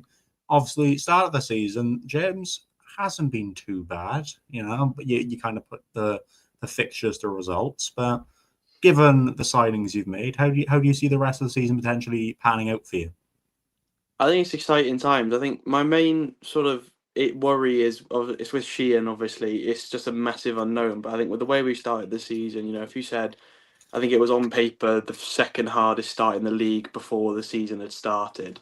If you said, you come out with 7 points, you beat Sheffield United, you beat Sheffield Wednesday, and you draw to Watford, and then a loss against the perfect Borough, I don't really think you can complain too much. I think moving forward now, we've got to keep this sort of form going because with the players we've got in, we could really compete for that playoff spot, I think. So it really just does depend on how this manager gets us playing, and more importantly, how we bring these sort of new players in, embed them, and hopefully get them going quickly, because there is huge potential with this squad, I think. I think there's huge potential. And what I've liked with the way Swansea have went about their business, they've not done what a lot of clubs have done. And Dan's mentioned this, where clubs are panicking to make loads of deals on deadline day, and they're kind of throwing themselves out there. Obviously, Ida, a little bit of an exception, but at the same time, that's one that we thought was gonna come for a little while. But we will talk about Adam Ida, because I think he's probably the biggest profile of player. Obviously signing from Celtic, if I'm not mistaken. That kind of signing, how big of a signing do you think that could be going into the rest of the season? I think you've seen all the comments with Celtic fans who have their opinions, but then you also look 4 months back and they all loved him to pieces. So they're quite a back and forth sort of bunch, you have to say, with opinions on players. So I didn't trust it too much, but we can't ask for much more. It's ambition from the board. You don't normally see teams who aren't on parachute payments spending £6 million on any player, let alone after already spending at least £10 million before that as well. So I think, at the end of the day, it could work, it couldn't work, but I can't fault the boards for trying to get something like that over the line, because we missed out on so many targets. I think William Gerbils, we tried to get him. Kevin Carlos went to Nice. There was just so many players that just turned us down last minute, and it looked like the same was going to happen with Ida at some point today, with how Celtic have been dealing with this whole situation for the past 3 or 4 days. But I'm glad it's done, and fingers crossed he's going to be the missing piece that we've needed for the last couple of years. Yeah, I think I could see him being that. So obviously he's got a little bit of Champions League experience with Celtic. 24 years old, so he's definitely got a lot of room to really flourish and kind of push towards being the striker that everyone thought he would be. Let's be fair. You look at him 6 years ago, everyone was going, "But yeah, he's the next Harry Kane." He's the Irish Harry Kane kind of thing. Obviously, not quite transpired that way. But obviously, we're talking transfers, we're talking deadline. Was there anything else you thought you needed strengthening? Obviously, you've mentioned that there's a good squad there. If you're going to be really picky, would there have been anything else you would have included within that window? If Benson and Samuel Smith go through, then no, because I think we've literally strengthened everything we could have possibly wanted to. We've got 2 good players in every position now, at least. I think left back was our main concern, because as much as we all love Josh Tymon, and he is absolutely brilliant, we needed a backup just in case something was to happen. And this Samuel Smith now, I think it was just waiting on Ben Chilwell to go to Strasbourg, which has now been here we go by Fabrizio, I believe. So that should be that sorted out for us. But yeah, I genuinely can't, especially with Benson as well, because then you have Ronaldo and him competing for that right winger spot. We've got Anusa and Eom competing for left wing, and then we kept Vipotnik as well to back up Ida, which is a big one for me, because 3 goals in 3 games was really, really good at Hillsborough on Saturday as well. So I'm happy he stayed. But yeah, to be honest, if them 2 deals go through, I really can't think of anything else we would have needed. Look at you guys having a really good window. While I've listened to a couple of United fans basically complain for the past 10 minutes. What good fun. No, but this is the thing when it comes to Swansea. Like I said, I think you've been really smart with the business, really efficient with it, and I'm looking at just kind of a basis of squad depth at the minute. It's good. It's really good. There's depth. There's strength in depth as well. It's not just players there for the sake of numbers. There are players there who are actually there with purpose. There's a lot of League Two teams with signing teasers, by the way. Salford, Cheltenham, Bristol Rovers, Bromley, and of course Newport. Obviously, these will be announced, I'd imagine, in about 2 minutes' time. So, James, I'd like to keep all of you, just because I reckon one of them is going to be a Swansea player.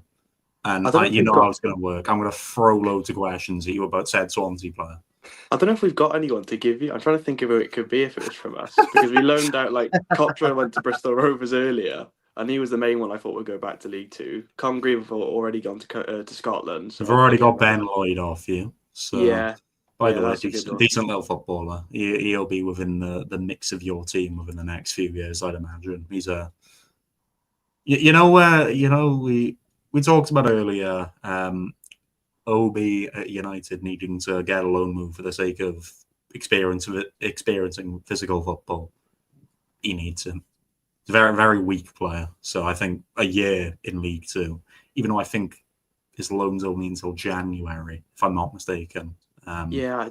Weird that for me. I don't know why he wouldn't just let it. I assume there's probably an option to extend in there somewhere. Yeah, I'd imagine there was not. It was the same when we loaned Ollie Cooper off you a few years ago. It was until the end of the season. Then you recalled him. Thanks for that. We would have got automatic promotion otherwise. So thanks for that. Appreciate it. But apologies.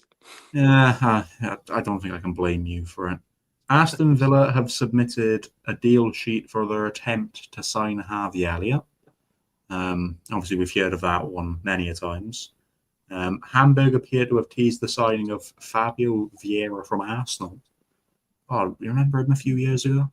Everyone I forgot he was still at Arsenal. Yeah, you remember him a few years ago when he signed from Porto? Though everyone was like, "Wow, what a player he's going to be!" And he's gone incredibly quiet, isn't he? Yeah, I mean the strength and depth in that attacking mid for Arsenal. Right, here we go. Here's one of the Newport signings. Nathan Opoku from Leicester City is the first. So right, it's not new, but it's not a Swansea signing. Is he a striker? Hold a second. Is he a striker? Oh, he's a striker. Yes, he's a striker. Yes. Sorry, I'm very happy with that. Tommy Taylor is a so Cheltenham-wise. Tommy Taylor is the player joining them. For Bristol Rovers, I've seen is Freddie Isaka. Are these permanent deal? Oh yeah, Freddie Isaka from Plymouth to Bristol Rovers. Isaka's a loan from Plymouth Argyle, as we mentioned. That'll be the replacement for Isaac Hutchinson, in which I assume has just been announced by Cheltenham Town. I mean, that's a very good pickup. That is a very. I saw it while he was talking. I say assume. The United discussion was going on. That's a really good signing. It's not him just yet. It's not. They've announced Tommy Taylor. Have Cheltenham Town, but Isaac Hutchinson does sound like he's on his way there as well. Come on, you got to. So it's made me look foolish. So some of the replies from replies not very well taken half the time, but the replies on the Newport tweet regarding our signing, quote, I can't read one of them because it has a word that I cannot say. I can't say on here. If you look at the tweet, you'll know the one I'm on about. One of them's a video of Pieface raging. And another one of them is, I like this. He's a bit unknown. Could be class for you. I'm not going to lie with you. I've never heard of him before in my life. So he was quite good in pre-season. Sometimes they're the best ones. But Kieran, if you want to know this from the quote tweets, apparently he was in the Belgian top flight last season. If that interests you. Hold the phone. I'm Googling his name very quickly. That was from I'm sure he was quite good in a quote tweet from that. But... He is so first of all, he's 24 and on a loan, which I think is mad. 24? Yes, he was in the Belgian top flight. 27 games, 5 goals. I mean, not bad. Who was he playing for in the Belgian league? Oh God. O-H... pronunciation. O-H Leuven? Leuven. That's the one. Yeah. That's the one. Yeah, he was playing for them, so he played... I've just closed his Wikipedia page. Hold the phone. Give me a second once more. Also, you can go over the Salford signing. I think that one's also being confirmed. I'd imagine so. Let me have a quick look. So we scored... in April 2024, he suffered a double leg fracture. Oh, wow. That's not ideal, is it? No. And yes, maybe that's what's held his career up a little bit. You know, you're saying he's 24 and he's maybe on a loan. Maybe if he's had a double leg break, maybe that took like 2 years out for that. This loan move was in. He suffered this injury in April 2024, and to my knowledge, he's near enough had a year out. But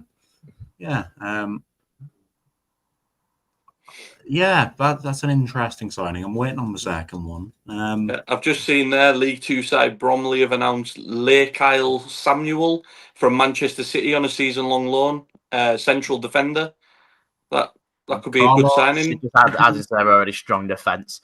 Carlos Mendes Gomez is now on loan at Exeter. I think I only know him because his name rolls off the tongue really nicely.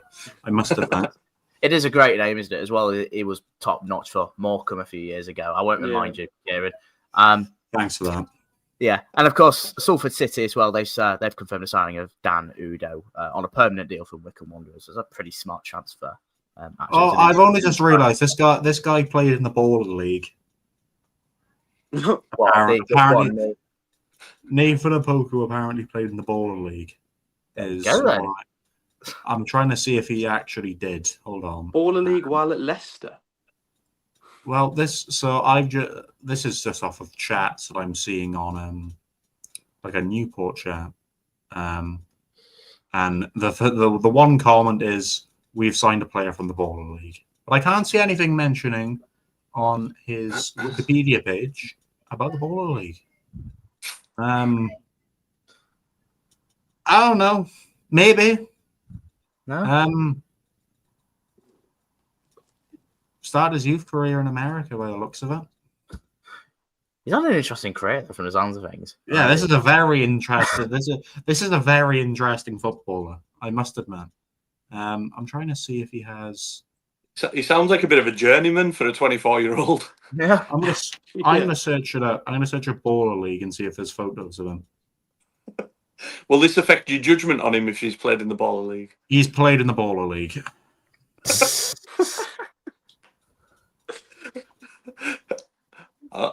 Kieran's obviously thrilled by that, by the way. That is really weird that someone at Leicester would be playing Baller League. Yeah, that's the thing. Oh, who is it who played for Morecambe? Is it the guy who's now signed for Cheltenham? But he was in the Baller League, wasn't he? Yeah. James, do you know any Swansea players who have played in the Baller League or currently partake in the Baller League? It seems as you're still here in Swansea, as I'm mentioning. Funnily enough, no. I don't. I'd be a bit concerned if our players were playing in the Baller League, in all honesty. Yeah, I'm under the same. You imagine Adam Ida plays in the Baller League and then gets injured for 6 months playing in the Baller League. Does it transpire over the real life? Is what I want to know. It's random how easy these clubs let these players go do stuff like that. Yeah. Especially at the time of year it was as well. Some of the reactions on this. It's not even just Baller League either. There's been a couple of no league clubs. Was it Halifax that allowed to play, or there was a Halifax player that went on Love Island, wasn't there? Yeah, there's some footballers who have taken some very interesting career paths. Former Newport player Lewis Collins now plays part-time football in Australia or something like that, and he does something else on the side. In case you couldn't tell, brother to Milton Keynes player, Aaron Collins. Two very different career paths, I must admit. Slightly different career paths. I don't even know what we talked about Baller League now on a deadline day window. I don't know how we've managed to get to that. I blame Newcastle, you, Kieran. Yeah, I mean, slightly my fault. But that being said, we'll get back on track. James, Swansea-wise, is there anything else you kind of want to mention going into it? You know, going into the rest of the season now, or at least up until January, and just kind of give a summary of your window. Yeah, I think it's a summary of a window. It's been really, really good. You know, we've improved everywhere over the pitch, really. You know, we finally seem to have got the striker we've been desperate for since Perot left, really, to Leeds a couple of years ago. You know, but midfield is so much better. I think letting Matt Grimes go was one of the best things that we've done, as much as I did really like him. It's like opened up our midfield to be so much more dynamic now than it used to be, like just leaning on him all the time. I just think, yeah, we need to keep going with how we started the season, because it's been really good. As much as people might say, oh, maybe you shouldn't have not lost at Borough or should have beaten Watford, but at the end of the day, you know, you would have taken 7 points and 2 cup wins before any of it started 100%. So I think, yeah, we've done really, really well. So I think it's up to the manager now to get the best out of these players, because there is potential in that team to really be challenging at the top of the table, I think. No doubt. Well, when Newport announced a Swansea player somehow, I'm I'm going to make sure to drop you a message on WhatsApp. Appreciate your time, mate. No. You know, as a one Welshman supporting football club to another Welsh man supporting football club in Wales. I don't know where I was going with that one. Best of luck for the season, and not best of luck for the other team that plays in blue. There we go. Spot on, guys. Very much spot on. I've just seen this from Pete O'Rourke. Birmingham have made a beat the deadline move for Sheffield United defender Jack Robinson. They're hopeful they've got the deal done in time. Of course, Birmingham, they've spent a bit on that. He's muted. You muted. You're muted. I was literally just about to say that then, and I muted myself. But yeah, that's the one I was going to say. There's some. We still got to wait for, obviously the news of. I've just seen Newcastle have handed in a deal sheet for Wissa to take the deal over the deadline, try and get that done. The striker William Asula, I think he's called, was meant to be going to Frankfurt for 28 mil. That's fell through, so he's not going. So he's staying as well. So Newcastle have gone from having no strikers to 3 now, which is a bit excessive, I think.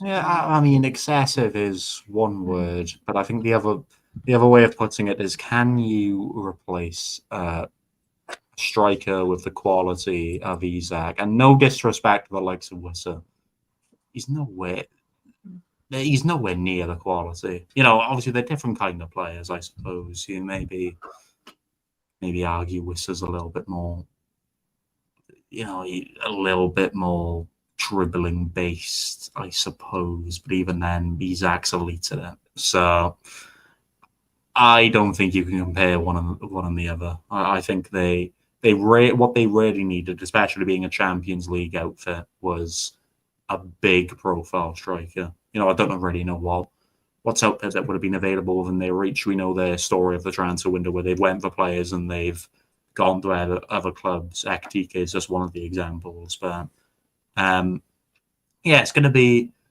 interesting to see how they go on to not just going into the Premier League, having to mix around the Champions League and the cup competitions with it. But this is going to be an interesting one. And this one has also just been said as well. Also interesting for, I suppose, a different end of the coin.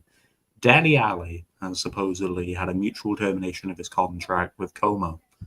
But I think what I want to ask you guys, because I've since I read this news, it's kind of baffling my head a little bit. What does he do now? Does he go into football again, or does he call it quits? Because it's been a really, really rough few years for him. Yeah, I mean, I'll let Jordan go first. Yeah, go for it. It has. The honest answer is I don't really know. He's sort of, he's obviously gone to Italy. He's tried something different. Of course, it's not happened there. But it's been quite a few years now where he's struggled. I think there's been circumstances as to why it's that, but he's certainly not really done anything. He's not played a lot of football at all either. So, you know what? It's a really interesting one. I guess it really depends of what he wants to do. Really, it's not really our place to really judge that. If he decides to retire, then maybe it could be it. But as long as MK Dons don't come knocking, I know Luke will probably brag about that. Surely not. But nothing surprises me with MK Dons. There's a weird link there, to be fair. Nothing surprises me with MK at the minute, but surely not. It's too low of a level. I'd like to think so anyway, but I won't be surprised if he retires, to be quite honest. But it sort of depends how he feels and see what options are out there and if clubs are willing to give him a chance. I have to see. He'll probably have to drop down to a much lower level now with that, but I guess we'll see what happens. Shame, really, what's happened to him. World at his feet, what was it, 10 years ago now? Unreal player that he was at that point, and it's sort of just gone like that, really. Crying shame, really. Yeah, it's quite sad it's gone that way, really, because like you say, remember that goal at Palace when he flicked the ball over his head and he volleyed it in the bottom corner, and it just felt like he was straight in the England squad.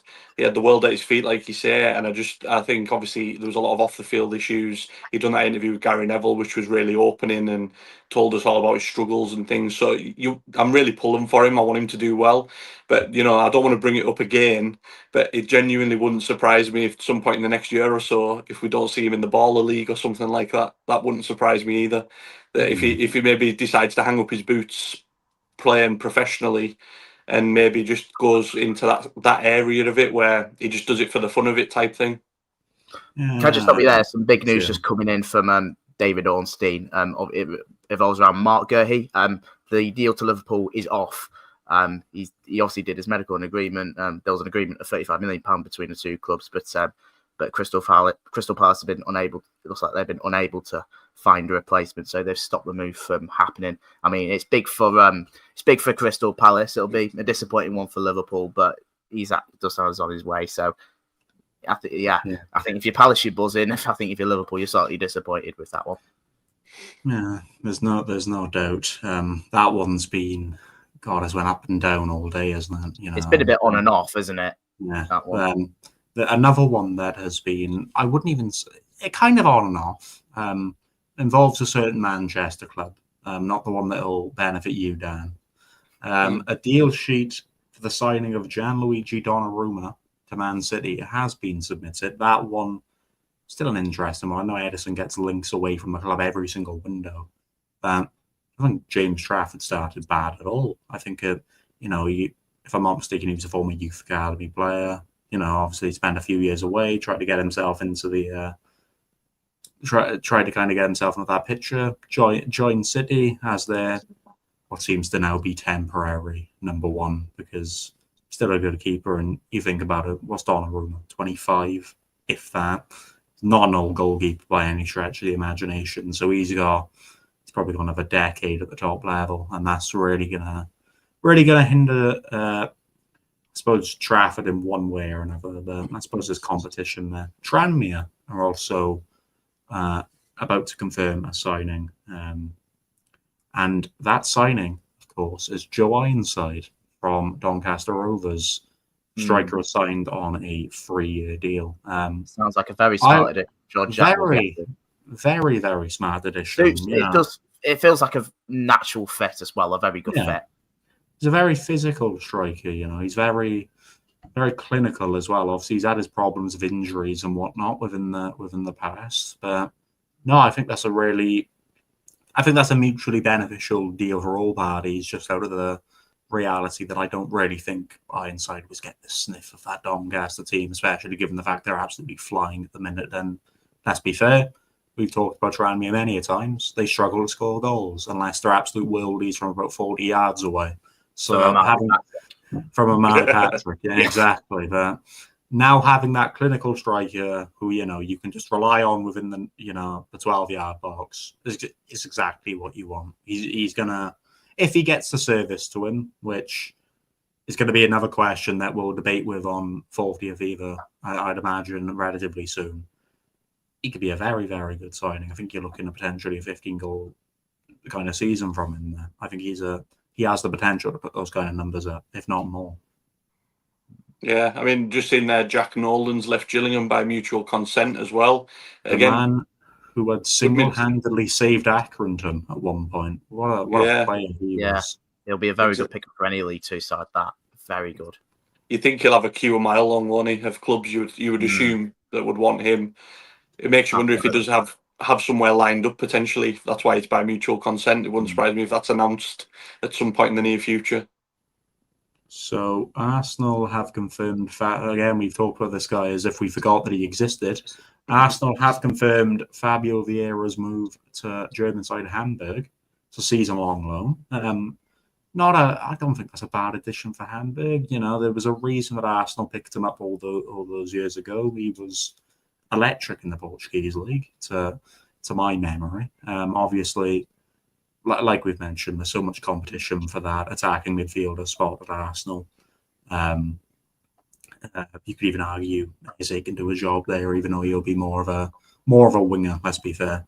But I think that kind of move is a mutually beneficial one. If he does well there, maybe he gets a little bit of an option to fire his way back towards the first team, like we thought he would many moons ago. Yeah, I mean, even if he does well at Hamburg, it might just be a case of get him a move out of Arsenal, because I just think Arsenal are blessed at the moment up front. I know Saka's injured, but they've got Eze through the door, Martinelli, Gyökeres.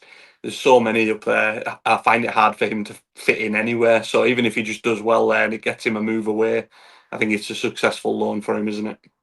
Yeah, I think it's just but like we said, it's a mutual. It's just a beneficial move for all kind of parties. Musa Drama. I know we're not talking about the Scottish League, but he went from Hearts to a team called Tureens. I feel like I remember that name from somewhere. If I'm going to Google his name very quickly. Who's this, sorry? A footballer called Musa Drama. I don't know why. It was someone Sevilla. It's kind of his. Yeah, I had a feeling I remembered his name. That was one that I just remembered very randomly. I remember this guy's name. I know we're not talking Scottish League, but there's another signing. I don't even know who Torrenze is. I don't know who they are. There's a signing, each to their own. Thankfully, it seems that you know how this is going to work, guys. Obviously, we end in about 10 minutes or so. You know that the Isak deal will be announced at 8:05. And just coming in, Grimsby Town have just announced a teaser. There is a signing on the way. So apparently, deal sheets do not apply to Welsh clubs as they fall under the FAW rules, which don't have it. So whether that means, I would imagine that more means Welsh teams can sign players later, or maybe it means that you can sign players from the Welsh League. You know, you could kind of go in for them now, but that's an interesting one to know. Obviously, it's apparent. We'll need to kind of fact check that one, but it's been one that we've seen from a good few Twitter pages. So expect about 17 editions potentially coming in for Newport from the Welsh League. I just wanted to quickly go back to the Donnarumma signing. I just feel like with Man City, with the emphasis of playing out from the back, Trafford's obviously already made one mistake, and the fans were, in my opinion, unjustified in getting on his case.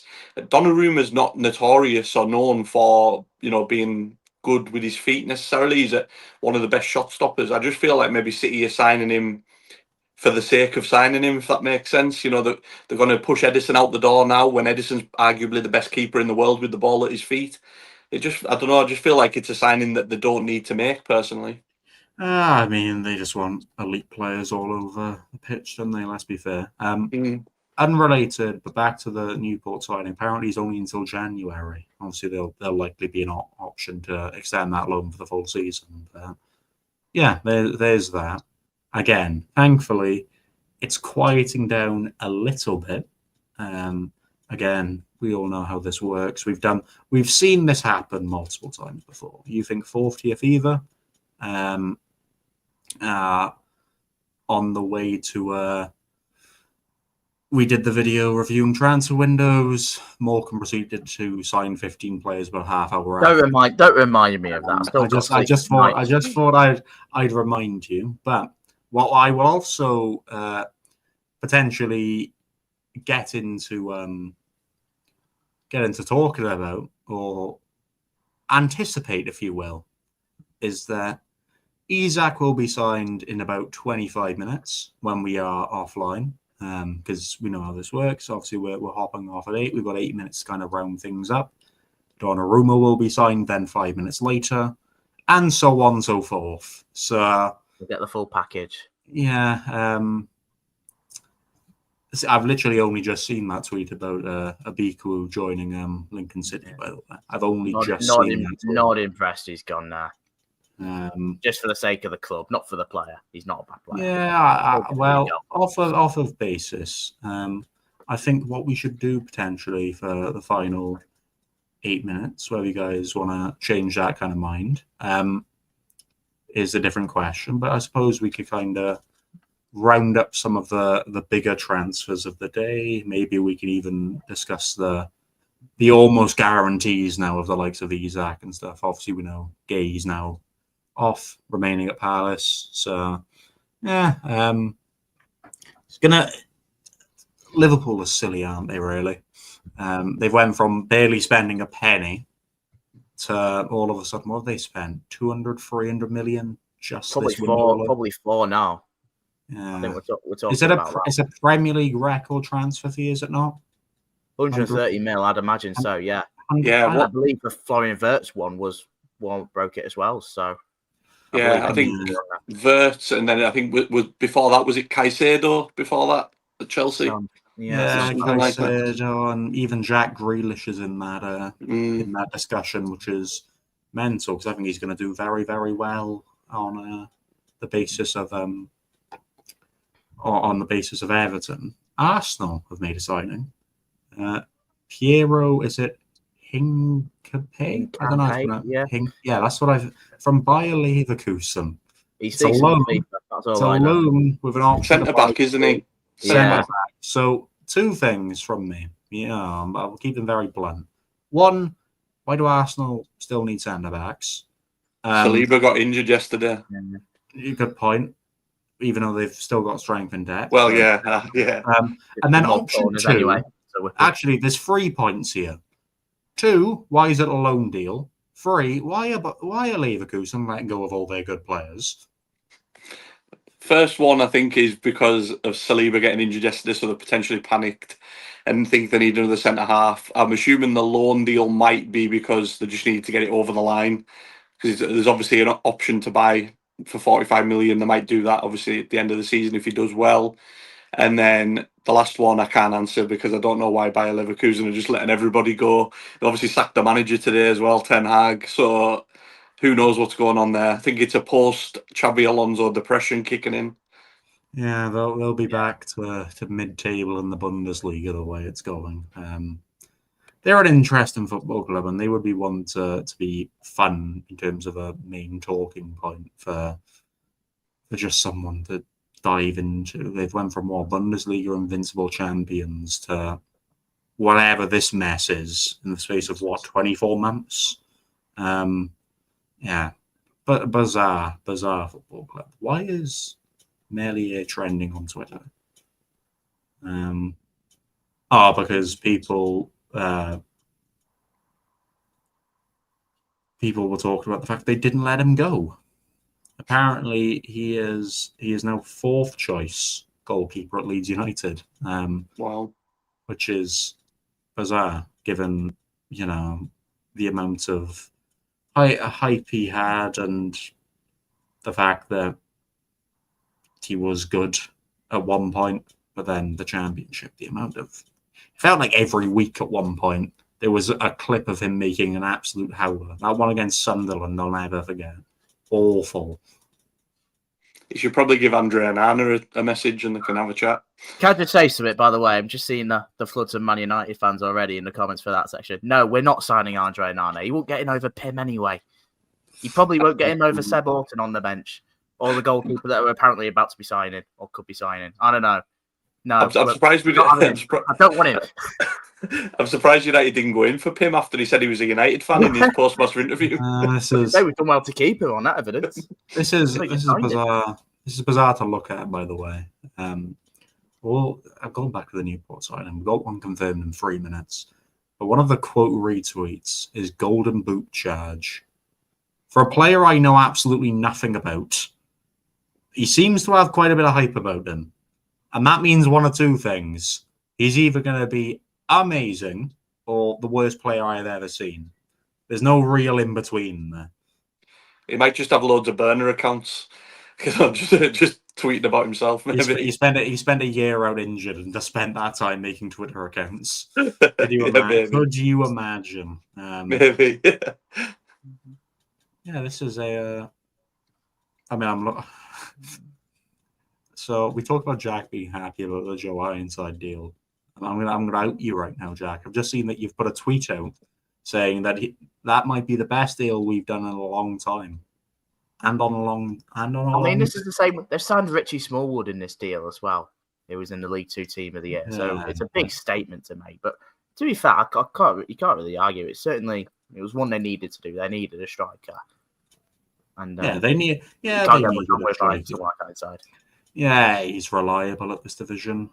But yeah, you guys know how this works. Obviously, we've only got a couple of minutes. If there's any very quick thoughts, throw them out there. But other than that, yeah, I think we just kind of give final thoughts and wrap this up. Yeah, I mean, again, busy day. Probably one of the busiest deadline days in a long time, isn't it? I think, obviously, Liverpool, the headlines. There's been obviously Spurs with Koulibaly, Villa with Sancho, Harvey Elliott, Victor Lindelof as well. I forgot to mention earlier on. Been some really busy clubs. United signing Lamans as well. But yeah, really busy day, but enjoyed it. Yeah, pretty much echo that. So it's been certainly been a lot going on. I think because there's been deadline days before in which we've done, in which there's been stuff happening, but probably not to the extent that what we've seen today, especially with the likes of Isak signing for 130 million and stuff like that, and even just with some of the other clubs, down the pyramid, there's been nothing short of drama. I mean, there's more clubs that have done better more than others today, and there's been quite a few bits coming out with the likes of Sheffield Wednesday, and there was a tweet from John Palmer about Cheltenham, which was really concerning. So just little bits like that. I think it's more the different side maybe of deadline day from probably what you don't see because of all these big transfers. But no, it's been very much an enjoyable one again. Very much stress free from us. And let's just have a look at this signing that we've made. Real quick, there's a video which I'm just going to skip. So the other Newport signing is also from Leicester, Sammy Braybrook. And in other news, as we're about to wrap this up, and this is very ironic. Guess who's making a signing? A certain Morecambe. So that's ironic. And just to wrap up as well, Grimsby Town have signed Neo Eccleston. That'll be from Huddersfield Town. He was at Barrow last season. Yeah. I'm assuming it's a loan. They've not mentioned it yet. He was a right back, was he? He's a right back. Yeah, it was a position in which we needed because we've been playing Harvey Rogers out at right back, and Ty Warren as a centre back, who is a more natural right back. But I think we see Ty as a proper centre back now. So it's nice to get that option there at right back, and with a goalkeeper coming in, I think we're pretty much set. So there you go. I'll discuss more about Grimsby when we do the transfer roundup this week, but very happy with what we did. Look at you using your loan spots. Obviously, that signing. It's only the second one we've used. There's your signing for Grimsby on a season-long loan. Newport have signed 2 players on loan from Leicester. And it seems that off of reaction, they're both incredible. So expect us to win the league by winning every single remaining game, apparently. Very happy with those additions. And thank you guys all so much for tuning in, all the interactions, even the super chats have been great to have received. And yeah, hopefully we don't have to do this to where it ends at 8 p.m. Feels very unnatural and very and very, very flat. And I'm expecting loads more deals in the next hour. But as you know, we'll all keep you updated on Twitter mainly for all the deals.